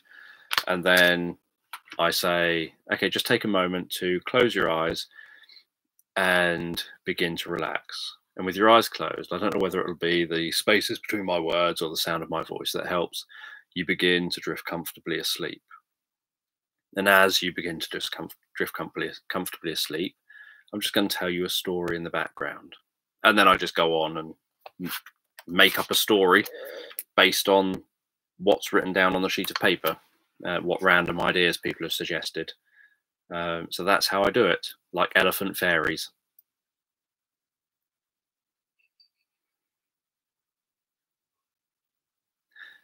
Yes, the thing is, you say they're crazy. See, I get comments sometimes from people mentioning about some of the stories, like, oh, that's a bit kind of weird. But then to me, it's the most normal sounding, logical, down to earth thing. So whether it's elephants with tiny little fairy wings, or whether it's, I don't know, polar bears that end up shimmering and glowing with a rainbow colors, to me, literally all of these just that's my reality. That's if you were in my head, that's what reality you would end up having to encounter. To me, this is normal. It's weird when someone says, like, yeah, that I don't know, the horse with the magic mushroom or something, and the horse eats the magic mushroom and ends up having this sort of trippy experience or whatever. To me, that's just like, well, is that not what happens? Is that not like normal? When I think my head is a bit like, some of the kind of cut scenes in, I don't know if it's still the case, but in the old, yeah, I need to watch Sausage Party. In the old Sesame Street things, where it'd be like weird things turning into other things and like weird animated scenes. I think my head just naturally, that's the way it is. I don't really visualize anything. I just see black, but I just have this sense that this is the way the world is. And I've talked before about, walking along the seafront when my best friend had taken some LSD, and we're walking along the seafront and he was talking about the shimmering lights on the ocean and all the swirling colors and, the tingling feel of the wind on his skin, and how everything almost seemed to have a sound to it, like a musical note to it, almost like guitar strings being plucked while the wind touched your skin and your hair and stuff like that. And I was just going along with him, agreeing with everything, thinking he's finally come to his senses. I didn't know at that point that he'd taken LSD. I just genuinely thought that he was finally just seeing the world correctly and seeing the world how I see the world when I look out across the world. It didn't even cross my mind that, that he was on something, until the next day when he said it was the most trippy experience, walking along a seafront with me talking to him as if it was the most natural thing in the world.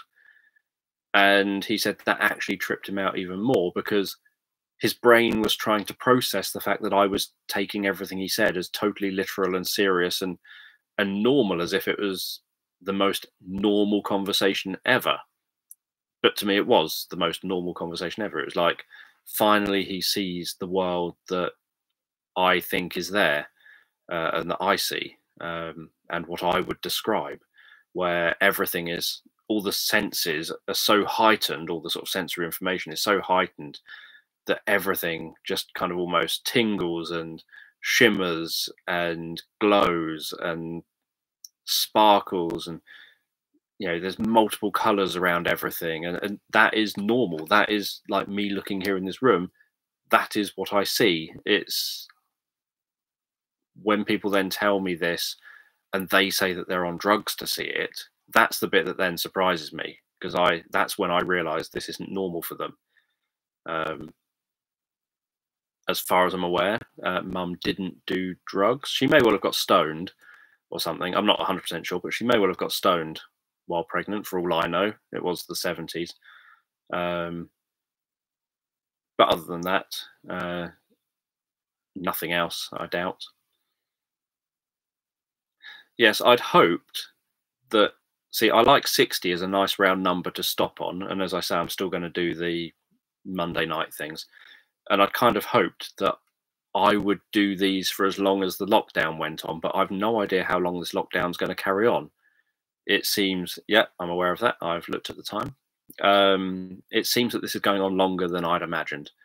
I thought 2 months, kind of 60 days or something, and then 60 to 62 days, then they'll start focusing on lifting it a bit. But yeah, it's not quite happened like that. And a part of me has thought, do I just keep going because the lockdown just carries on and on and on, so that I can keep making sure people are happy and having support and having some engagement in the live chat, having some mug to look at and laugh at, or whatever you do. I don't know what you do, but whatever you do. So it was like, you know, in an ideal world, it was wanting to go on long enough that I've been there for people for the duration of people being stuck, potentially isolated, where it can negatively affect your mental health and all the rest of it. And obviously, from my perspective, it's not my job to make sure we're okay. That's obviously true, but at the same time, from my perspective, literally, this costs me no money. Obviously, if I think about it, there is money involved. There is a bit of electricity used, but this costs me no money. And my view is that if you're someone who wants to try and value others, and you know that something that costs literally no money, that all it does is takes up 3 hours of my time, and all I have to do is press a button and be here, why would I not do that? So yeah, I'm aware my time's worth money, but I'm just saying in terms of like I'm not losing out by doing this. It just seems like I've talked before about, like, when bad things in the world have happened and people have contacted me to do with them and said, I'm really struggling, could you help me? And then I've just said, I'll make you like an audio track, feel free to share it with whoever you think will be help. It might help. And then you just go and do it because you think, for me, doing something that costs me no money, but just takes me like an hour of my time, it seems like the selfish thing would be to say, no, I'm not giving up an hour of my time to potentially help people. So, where it really puts me out, like, I wouldn't go and do like one-to-one therapy with people, because that really takes a lot of your time up, and a lot of stuff around that therapy session it takes up and whatever. But to do something like this, literally my perspective was very much, all I have to do is press go live and talk to a camera.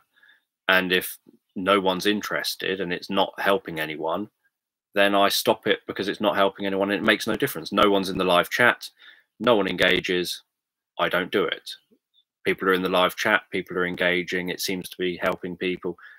All I've had to do is press go live, and I'm able to be there for people for 3 hours or so. That wasn't the plan, but the thinking was an hour. But it's kind of gone out the window, the hour thing. I've regularly said going to keep to an hour. But yeah, it was just one of those things that, because it doesn't cost me any money, it doesn't lose me any money, it doesn't take me any effort apart from having to make sure I'm here doing it. It seems like it's something I'm capable of doing during this time where there are people who need help.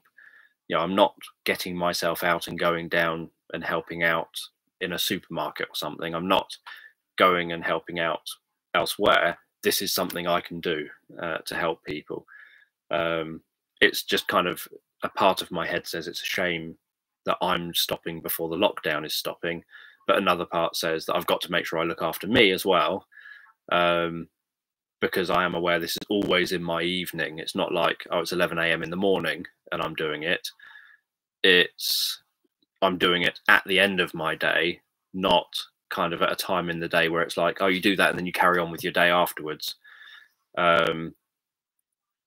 Cool. I hope you find the triple book interesting. So yeah, and in relation to like family missing out, the only family I really pay any attention to or give time to really is Abby.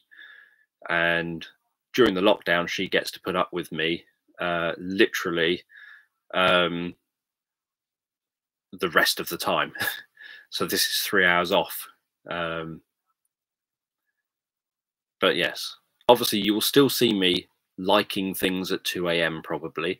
Nothing's going to change. It's just going to be exactly as it was 60 days ago, except that after this, I'm aware now that there is an audience who would be happy for me to do something. I've told you before, back in December or whatever, I said I've tried to do this kind of thing before, not this regularly, but I've tried to do a kind of a live chat before, and I would sit there twiddling my thumbs, and it would literally maybe show 3 people are there, no 2 people, no 1, no 0 people are watching you, and then that's how it would go. And so back in like December, I mentioned during one of the late night kind of sleep creation things, I'd mentioned about the fact I had actually tried this kind of thing loads of times, and no one ever cared. No one ever wanted to join in the live chat. Part of which is probably because it's the wrong. I've tried at different times of the day, but people just not around or whatever. But this has shown that there are people who would jump in and join in and are okay with it. So yes. So anyway, it's gone 3 hours now. I will see you. I've been told by Abby that tomorrow isn't Monday. She told me that earlier when I thought, oh, I have to make sure I am live again tomorrow for Monday night. I've been told it's not Monday tomorrow, but I will be here Monday. And I will be doing the late night, for me, so 10 p.m. UK time on Monday. It's Friday now, apparently. I was very surprised when Abby told me it wasn't Sunday. The late night sleep creation session, I'll be doing that. So sleep meditation creation session, doing that on Monday night, 10 p.m. UK time. Yeah, it would be nice to get through the Dean Koontz book. Even halfway would be good. So thanks for obviously joining me. Remember, you can post things you want me to see or check out or whatever. It's always nice to have a list of things. I have to try and find Sausage Party to watch that as well. But yeah, so and when I do, so you sort of mentioned the 11 o'clock bedtime thing. When I do the sleep meditation creation thing, I start at 10, but the idea is the story itself starts at 10:30, ideally. So 10:30 in the UK, the story starts. Obviously, if you're going to bed later than that, then you can always, what some people do is they watch the beginning part and then they drop off and they sort of say, I'll come back to the rest of this at bedtime or something. So you can do that. So yes, thank you again for joining me. Feel free to give thumbs up and feel free to subscribe if you're not already. I will see you later.